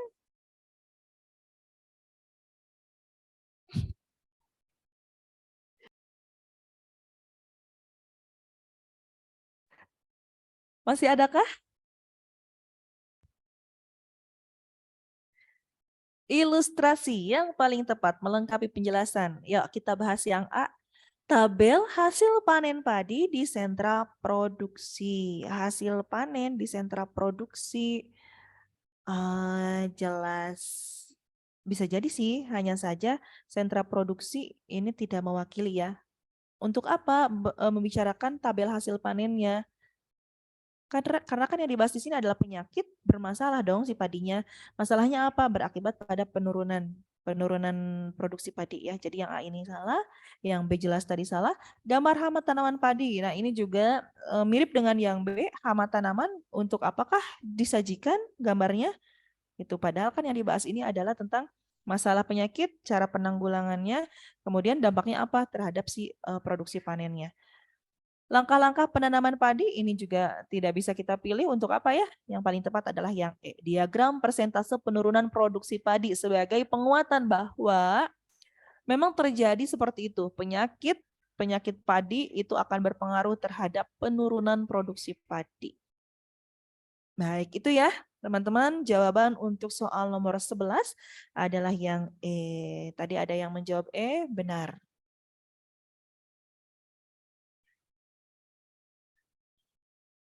Kita lanjut berikutnya soal nomor 12.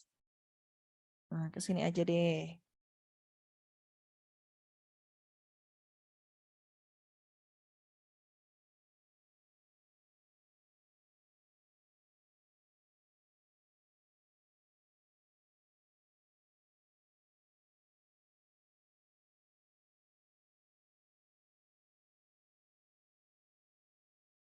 Nah, ini nomor 12 yang ditanyakan adalah kalimat yang tidak baku, yaitu kalimat keberapa. Teorinya yang tadi ya, kalimat efektif, kalimat logis atau kalimat tidak baku, yang SPO, kemudian diksi, paralel, dan seterusnya. Silakan teman-teman dijawab kira-kira yang mana. Saya tunggu dulu jawaban teman-teman ya, biar terlihat bagaimanakah kalimat tidak baku itu diselesaikan apakah secara tepat atau kurang tepat. Silakan.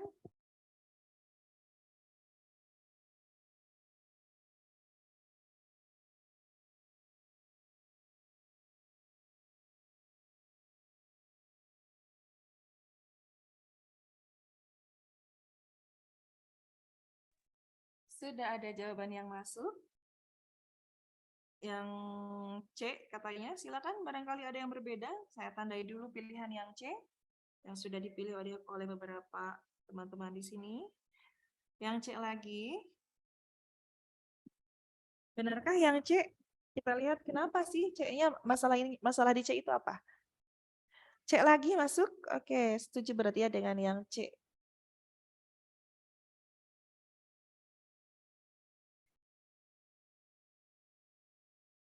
Akan tetapi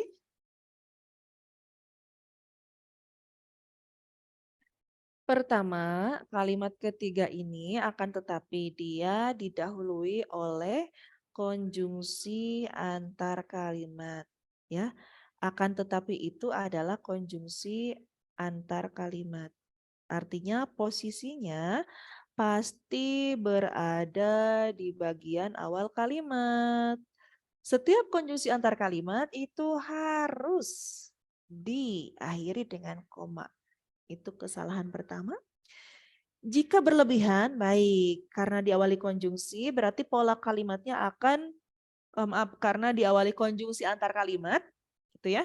Berarti pola kalimatnya akan kita lihat setelah konjungsi antar kalimat tersebut. Yaitu jika. Jika itu berarti keterangan.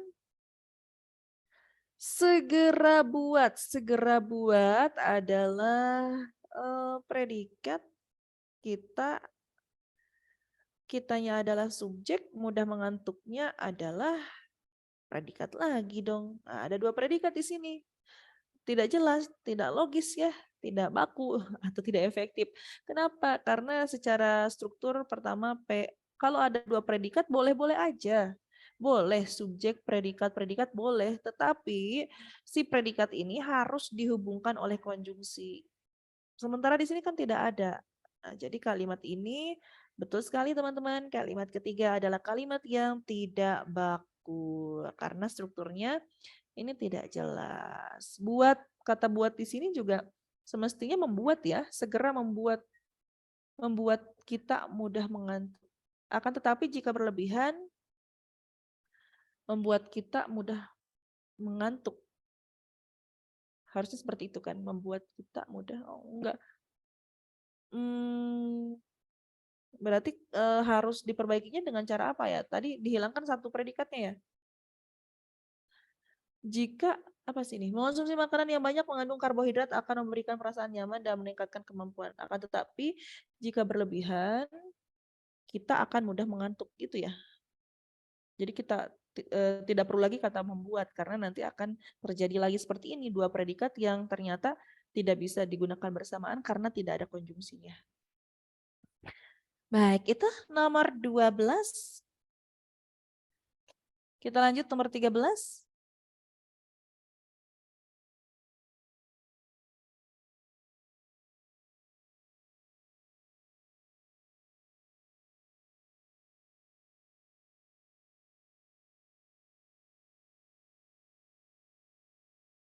Baiklah, nomor 13 yang ditanyakan adalah paragraf di atas menjadi lengkap jika dipadukan dengan kalimat penutup yang mana.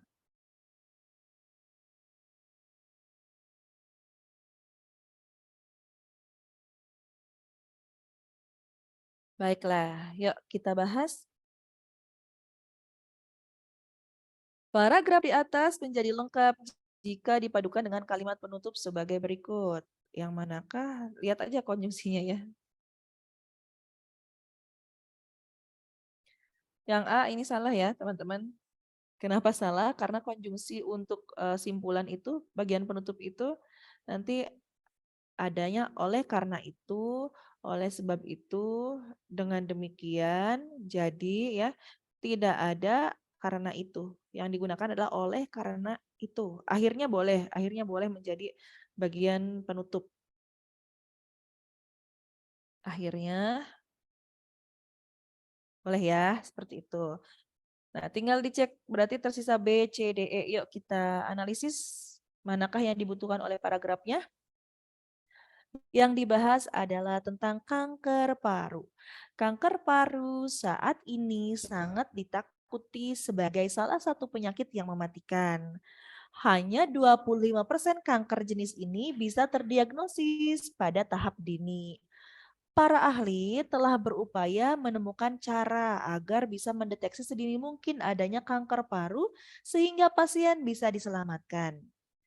Di antara mereka adalah para peneliti dari University of Kentucky, Amerika Serikat gitu ya. Di antara mereka adalah para peneliti dari AS yang mencoba teknik pemeriksaan antibodi dengan ketepatan tinggi untuk mendiagnosis sel kanker tahap dini. Mereka menganalisis 212 calon penderita kanker dengan semacam protein antibodi. Ternyata protein tersebut 90% akurat. Cara ini bisa digunakan untuk membedakan antara tumor, jinak, dan kanker. Silakan, yang manakah? Sudah ada yang masuk jawabannya, ada yang menjawab B, ada juga yang menjawab C. Silakan. Yang mana lagi? B, C, D. Wah, D. Lalu berikutnya, ada lagi kah? Boleh?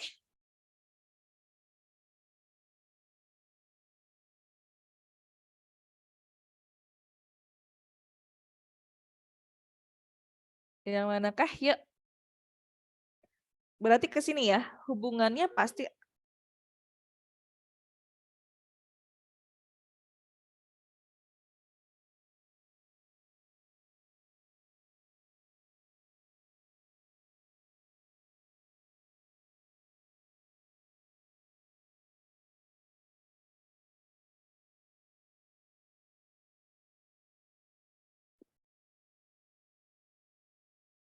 Muncul lagi ya. Kepencet barusan, mohon maaf. Hubungannya pasti dengan bagian akhir yang ada di dalam paragrafnya. Yang manakah? Yuk kita lihat. Oleh sebab itu, kanker paru saat ini tidak perlu ditakuti lagi karena telah ditemukan protein. Jadi, penderita kanker dapat mendeteksi secara dini dengan bantuan teknik antibodi. Dengan demikian, untuk mendeteksi kanker sedini mungkin, para ahli menggunakan protein antibodi. Akhirnya, untuk mendiagnosis sel kanker hanya dibutuhkan semacam protein. Jawaban yang paling tepat adalah yang D, teman-teman. Kenapa? Tadi banyaknya yang mana? B ada, C ada, D ada ya. Kalau yang E enggak ya. Kenapa bukan C? Jadi penderita kanker dapat mendeteksi secara dini dengan bantuan teknik antibodi. Nah, kalimat ini seolah-olah ya penderita kanker itu memang menggunakan antibodi sendirian. Begitu. Jadi subjeknya adalah di sini yang penting yang menentukannya adalah penderita kanker, padahal kan melalui bantuan para ahli begitu ya. Jadi yang C itu lemah. Lalu yang B, oleh sebab itu kanker paru saat ini tidak perlu ditakuti. Enggak, ini masalah takut kan bukan persoalan dideteksi ya. Yang diungkapkan di sini kan dideteksi. Kalau terdeteksi ya pasti akan takut-takut juga gitu kan. Bukan berarti ketika bisa dideteksi sedini mungkin tidak menjadi takut. Jawabannya yang D ya, teman-teman ya. Dengan demikian, hubungannya di sini ada hubungan kausalitas, ada antibodi untuk membedakan kanker dan jinak, kanker dan tumor jinak. Dengan demikian, untuk mendeteksi kanker sedini mungkin, para ahli menggunakan protein antibodi. Baik, itu nomor 13. Jawabannya adalah yang D, delta. Lanjut, berikutnya 14.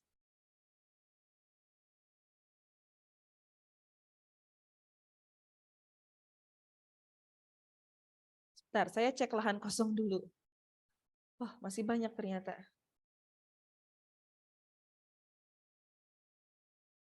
Oke. Ternyata ini harusnya di atas. Sebentar ya, saya tata dulu biar nanti teman-teman bisa melihat kembali pembahasan kita ini.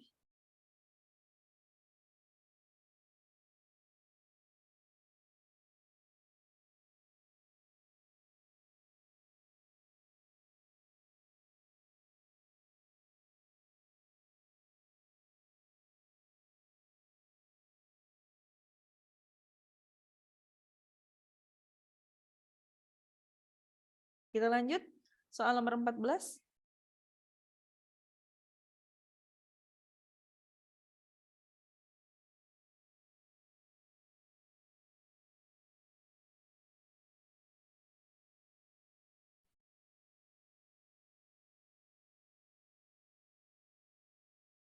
Nomor 14 yang ditanyakan adalah letaknya yang paling tepat di manakah?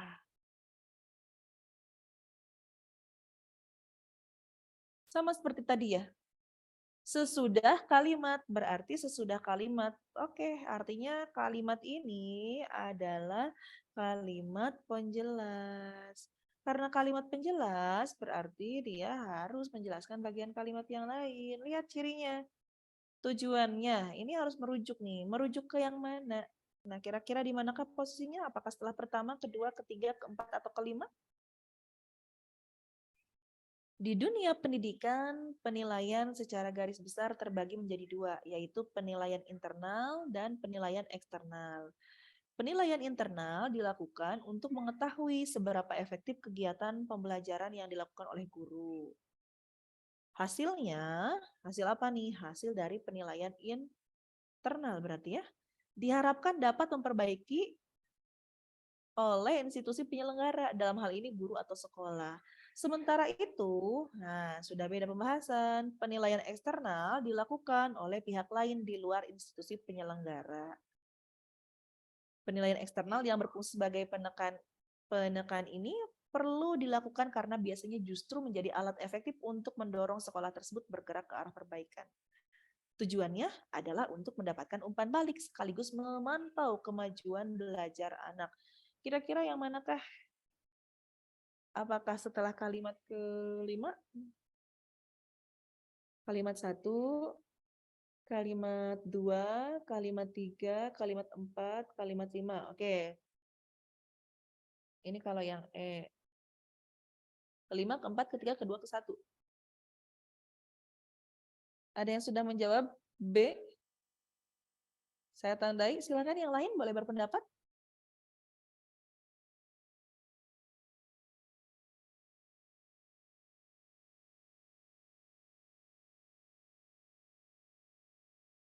Masih adakah? Baik, saya bahas dulu dari kalimat kelima ya. Teman-teman, kalimat kelima ini membahas tentang penilaian eksternal. Kalau kita lihat tujuannya, nah tujuan penilaian eksternal adalah untuk mendapat umpan balik sekaligus memantau kemajuan. Kita lihat eksternal itu dilakukan oleh pihak lain di luar institusi. Kalau umpan balik dan kemajuan belajar dipantau ya si siswa itu kemajuan belajarnya oleh siapa? Oleh guru dong. Artinya tidak mungkin berada di setelah kalimat kelima. Gitu. Nah, lanjut kemana nih? Keempat. Karena keempat ini masih berbicara tentang penilaian eksternal. Tadi sama ya. Jadi dia juga gugur. Tersisa A, B, atau C setelah ke-1, ke-2, atau ke-3. Kuncinya ada di sini, tujuannya. Berarti tujuan yang dimaksud adalah penilaian internal. Lalu kemungkinannya ada di mana dong? Apakah setelah pertama? Tidak mungkin. Tidak mungkin setelah pertama. Kemungkinan kedua atau ketiga. Nah, ini hasilnya diharapkan. Oke, sudah mengerucut nih antara tujuan dan hasil kira-kira mana dulu. Ingat, konsepnya harus mengerucut ke bawah jika berangkat dari umum ke khusus. Antara tujuan dan hasil yang paling mungkin pertama muncul adalah tujuan, baru hasil. Begitu kan? Tujuan dulu baru hasil. Jadi jawabannya paling tepat kalimat ini diletakkan setelah kalimat kedua. Yang B adalah jawaban yang paling tepat untuk nomor soal 14. Begitu. Tadi yang jawab B benar ya. Selanjutnya berikutnya nomor 15.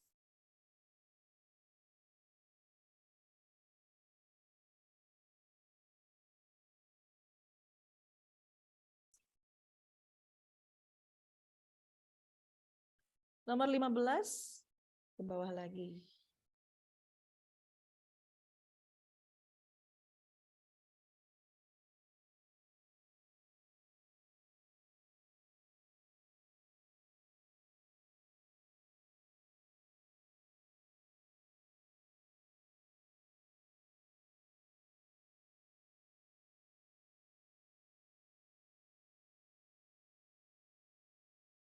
Baik, yang ditanyakan adalah dari bacaan tersebut, kalimat yang berpola dasar sama dengan pola dasar, oke, pola kalimat. Silakan teman-teman dianalisis dulu pola kalimatnya.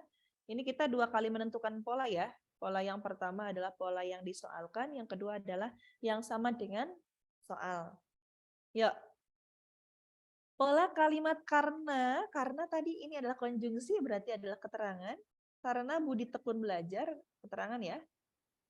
Subjeknya apa? Subjeknya adalah prestasi belajarnya, meningkat predikat dengan, nah ini adalah kata depan, cek apakah dia bisa berpindah atau tidak, ternyata bisa.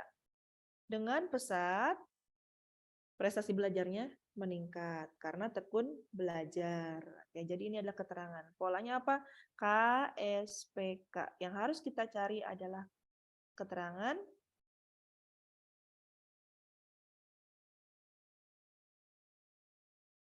nah, yang harus dicari adalah keterangan, ketemu subjek, predikat, keterangan.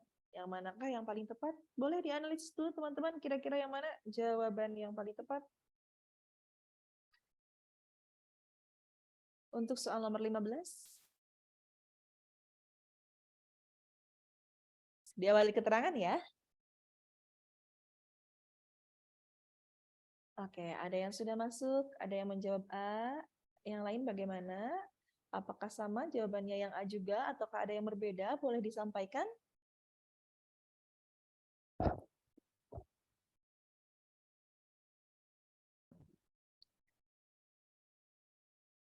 Jika bumi dilihat dari kutub utara, ini adalah keterangan. Oke, atau kita eliminasi dulu yang keterangan yang bukan keterangan ya.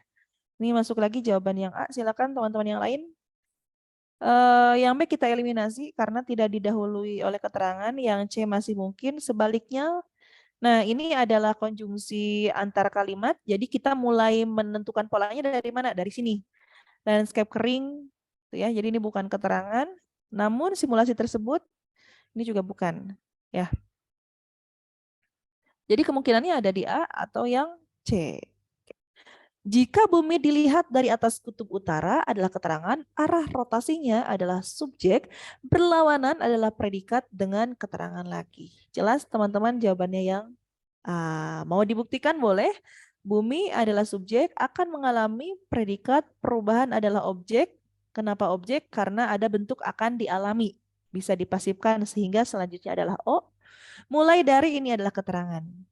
Jadi yang B SPOK, yang C jika arah terbit matahari berubah adalah keterangan, bukit pasir adalah subjek yang, nah ini atribut ya, atributif sifatnya nempel, yang gersang akan menggantikan hamparan, sampai sini berarti yang gersang akan menggantikannya predikat, hamparannya adalah objek, KSPO.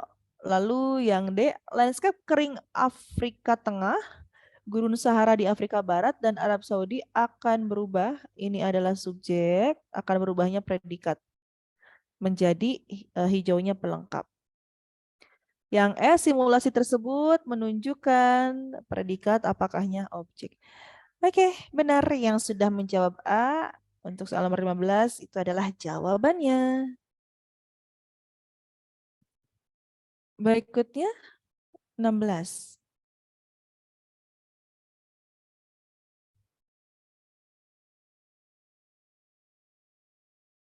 Silakan dijawab. Dari bacaan tersebut, frasa yang berpola makna sama dengan frasa makanan enak adalah yang mana?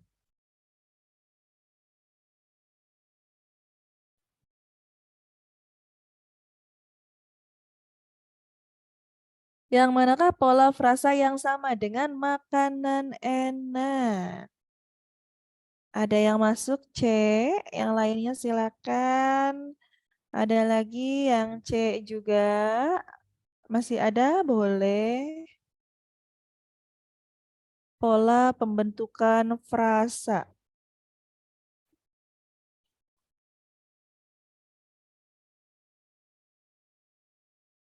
Satu, hukum DMMD. Yang kedua, lihatlah kategori katanya. Yang ketiga, lihatlah maknanya. Begitu ya. Ini adalah 3 pola pembentukan frasa. Oh, ada lagi jawaban yang sudah masuk, menjawab C juga. Silakan teman-teman yang lain. Sambil saya jelaskan pola pembentukan frasa ya. Hukum DMMD. D itu apa? D itu adalah diterangkan. M itu adalah menerangkan. Yang D adalah inti, begitu kan? Nah, misalnya contohnya ada pada frasa meja tulis. Oke, polanya apa? Polanya meja itu adalah D, tulis adalah M. Kenapa? Karena meja intinya. Artinya apa? Meja untuk menulis gitu kan? Karena penjelasannya adalah meja untuk menulis, berarti tulis di sini hanya sebagai pelengkap untuk membentuk makna meja tulis itu. Tuh. Kalau dari kategori kata bagaimana? Kalau dari kategori kata, meja tulis berarti mejanya adalah kata benda, tulisnya adalah kata kerja. Nah, kalau dari makna, meja tulis artinya adalah meja untuk menulis. Nah, itu dari maknanya. Nah, ini mudah. Makanan enak itu maknanya apa? Ternyata artinya adalah makanan yang enak. Konsep ini yang harus digunakan untuk menentukan jawaban yang paling tepat. Dimasukkan saja ke setiap pilihan yang ada. Jarum yang jam, perubahan yang iklim, landscape yang kering, simulasi yang komputer, persatuan yang geosains. Ternyata jawabannya adalah benar tadi yang sudah menjawab C ya. Makanan yang enak, landscape yang kering. Lagi pula Kategori katanya pun sama. Makanan enak itu adalah kata benda. Makanan itu adalah kata benda. Enak itu adalah kata sifat. Sama. Landscape kata benda, kering kata sifat. Begitu ya. Jadi nomor 16 jawabannya adalah yang C.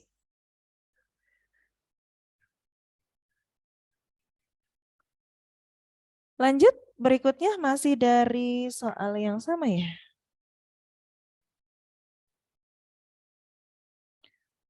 Nomor 17.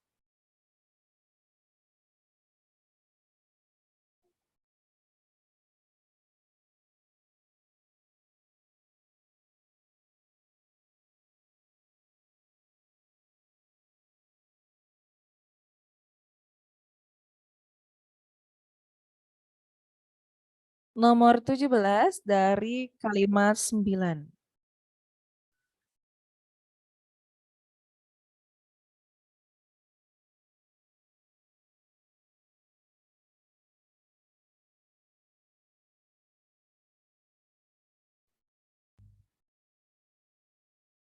Baik, nomor 17, ungkapan Eropa Barat disimpulkan akan beku akibat musim dingin dahsyat oleh para ahli. Pada kalimat 9 dapat disempurnakan menjadi yang manakah? Yuk coba teman-teman dipilih dulu kira-kira yang mana jawabannya. Ini sudah ada yang masuk jawaban yang B. Apakah benar? Boleh yang lain silakan berpendapat. Apakah setuju ataukah berbeda? Berarti kita harus mencari yang maknanya sama ya.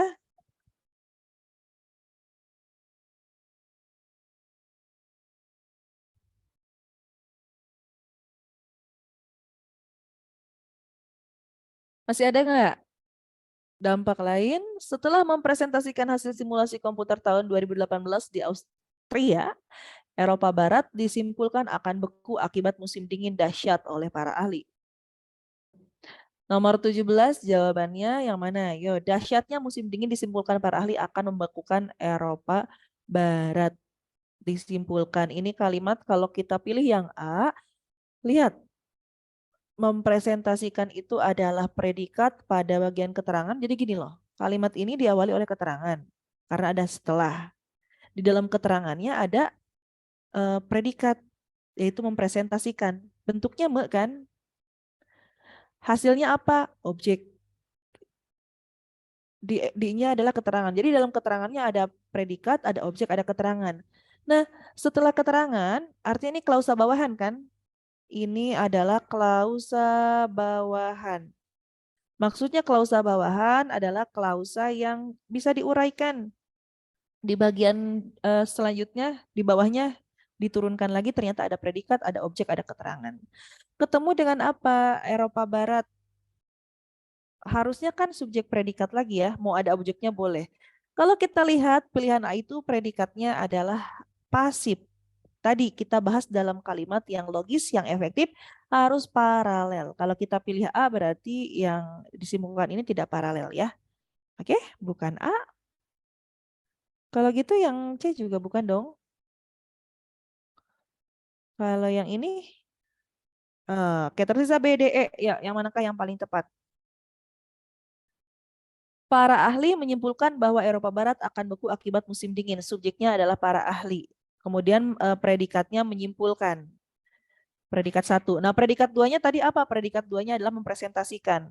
Di sini seolah-olah tidak ada subjek, padahal ada, yaitu pada bagian klausa utamanya. Ini kan klausa utama, klausa bawahan.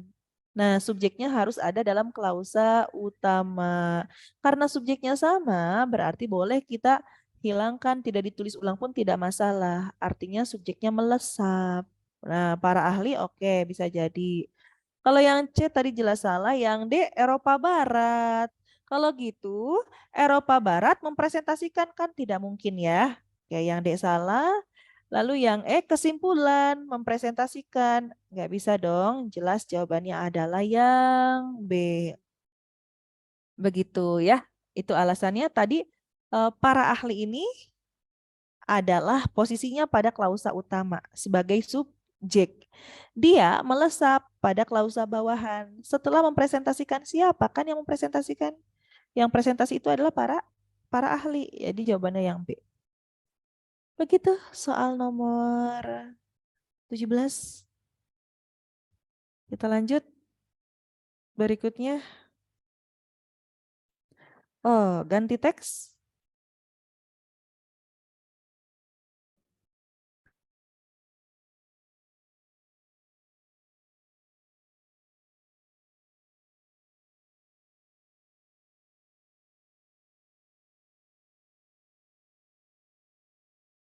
Delapan belas.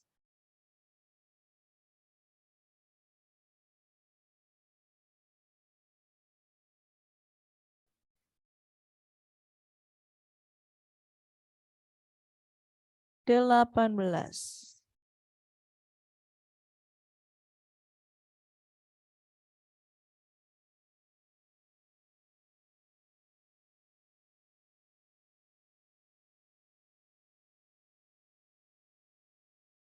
Yang ditanyakan berdasarkan teks paragraf di atas, Luhut Binsar Panjaitan mengemukakan secara belak-belakan soal bengkaknya subsidi BBM dari tahun ke tahun. Kalimat saran yang tepat untuk pernyataan tersebut adalah yang mana? Kira-kira yang mana, teman-teman? Sudah dituliskan ternyata di sini ya. Yang manakah kalimat saran yang tepat? Nah, jadi yang harus kita garis bawahi ini, bagian kalimat ini. Luhut sampai dengan tahun ke tahun. Yang manakah saran yang paling tepat? Apakah A?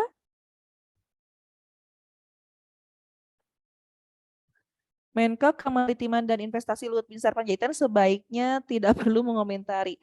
Oke, berarti ini kan yang sedang dibahasnya apa? Yang sedang dibahasnya kan BBM, kenaikan BBM. Ternyata yang di sini disarankannya ke Luhutnya tidak perlu mengomentari. Oke, salah ya, kan objek yang harus dibahasnya adalah BBM-nya. Oke, ada yang sudah masuk jawabannya, ada yang menjawab E, silakan yang lain. Apakah sama? Ini saya eliminasi yang A ya, karena dia sudah tidak sesuai, tidak sejalan dengan objek yang sedang dibahasnya. Berikutnya, yang B, sebaiknya Luhut Binsar Panjaitan lebih fokus memperhatikan kebutuhan. Sama, ini juga Luhut. Yang C, menurut saya akan lebih baik jika Menko Kemaritiman dan Investasi ini tidak mengucapkan. Sama dong, bukan ke persoalan BBM-nya ya. Ini ke Luhutnya lagi. Oke, apakah D ataukah E? Alangkah lebih baiknya jika pemerintah menghindari komentar yang dapat menimbulkan pertikaian. Menghindari komentar, artinya komentar yang menimbulkan pertikaian itu ada, hanya saja dihindari oleh pemerintah. Jadi seperti dicuekkan, tidak dipedulikan gitu ya. Oke, yang menjawab E benar sekali. Nomor 18 jawabannya adalah E. Oke, lanjut 19. Dua soal terakhir nih dari Kacilati 7.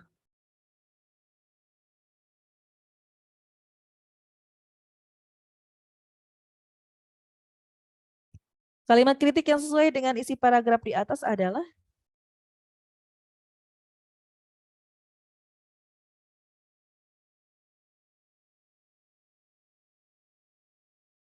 nah yang manakah? Dengan isi paragraf di atas kalimat kritik. Tadi BBM ya yang dibahasnya. Yang B otomatis salah nih teman-teman. Yang B eliminasi ya. Mohon maaf, saya kritik Menko Marinvest Pak Luhut Panjaitan yang mengumumkan bahwa minggu depan akan ada kenaikan BBM. Ini bentuk kritiknya di mana? Dia cuma bilang maaf, saya mengkritik. Tidak ada kalimat kritiknya. Jadi yang B otomatis salah. Yang A, keputusan pemerintah menaikkan BBM merugikan kepentingan rakyat. Yang C, pernyataan Luhut itu membuat masyarakat berbondong-bondong. Yang D, harga BBM yang bukan subsidi memengaruhi fluktuasi kuota BBM. Luhut mengatakan, oke, yang manakah? Yang E, Luhut mengatakan saat ini pemerintah sedang berhitung untuk menaikkan harga BBM subsidi. Kritik ya, ingat kritik itu adalah penilaian yang sebenarnya di kamus kritik bisa jadi positif bisa negatif. Hanya saja untuk konteksnya itu sudah dibedakan antara positif dan negatif. Kalau yang kritik dia cenderung ke negatif.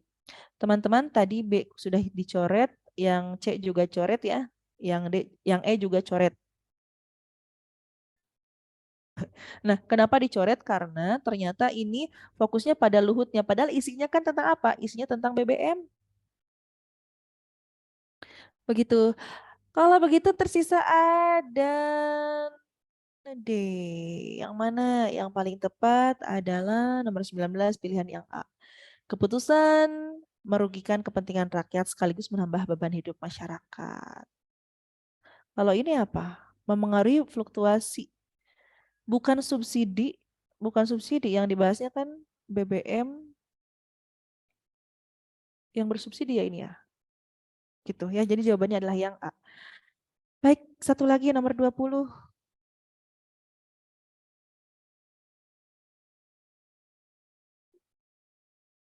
Nomor 20 langsung kita jawab ya.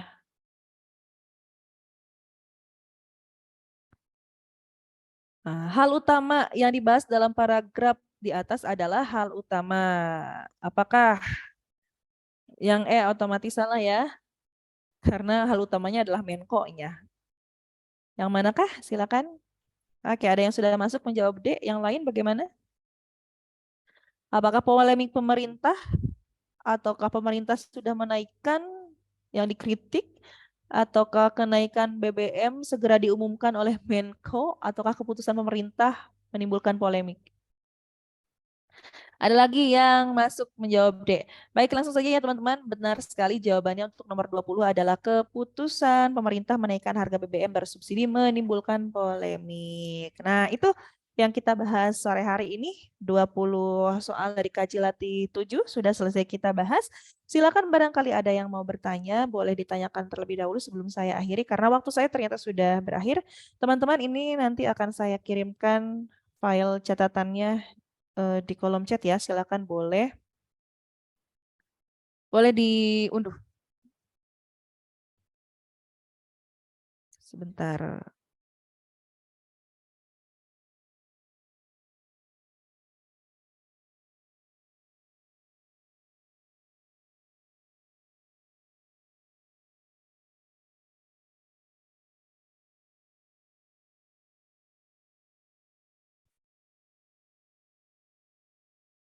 Tidak ada yang bertanya? Oke, jika tidak ada, sebentar saya kirimkan dulu ya.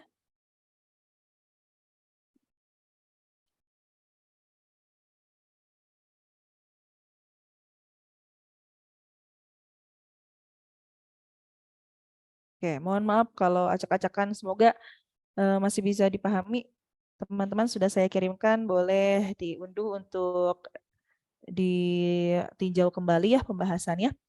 Baik, jika tidak ada yang ditanyakan, terima kasih ya semuanya sudah bergabung. Mudah-mudahan apa yang kita bahas hari ini dapat bermanfaat bagi teman-teman. Mudah-mudahan menambah semangat untuk teman-teman menghadapi tes nanti. Selamat mengikuti tes ya untuk nanti yang di minggu-minggu pertama di tanggal-tanggal awal. Dan ini adalah pertemuan terakhir kita sebelum pekan berlibur. Mohon maaf jika selama ini ada kesalahan, ada kekurangan, dan selamat menyambut Idul Fitri ya untuk yang merayakan. Terima kasih semuanya yang sudah bergabung. Selamat sore, sampai jumpa. Assalamualaikum warahmatullahi wabarakatuh.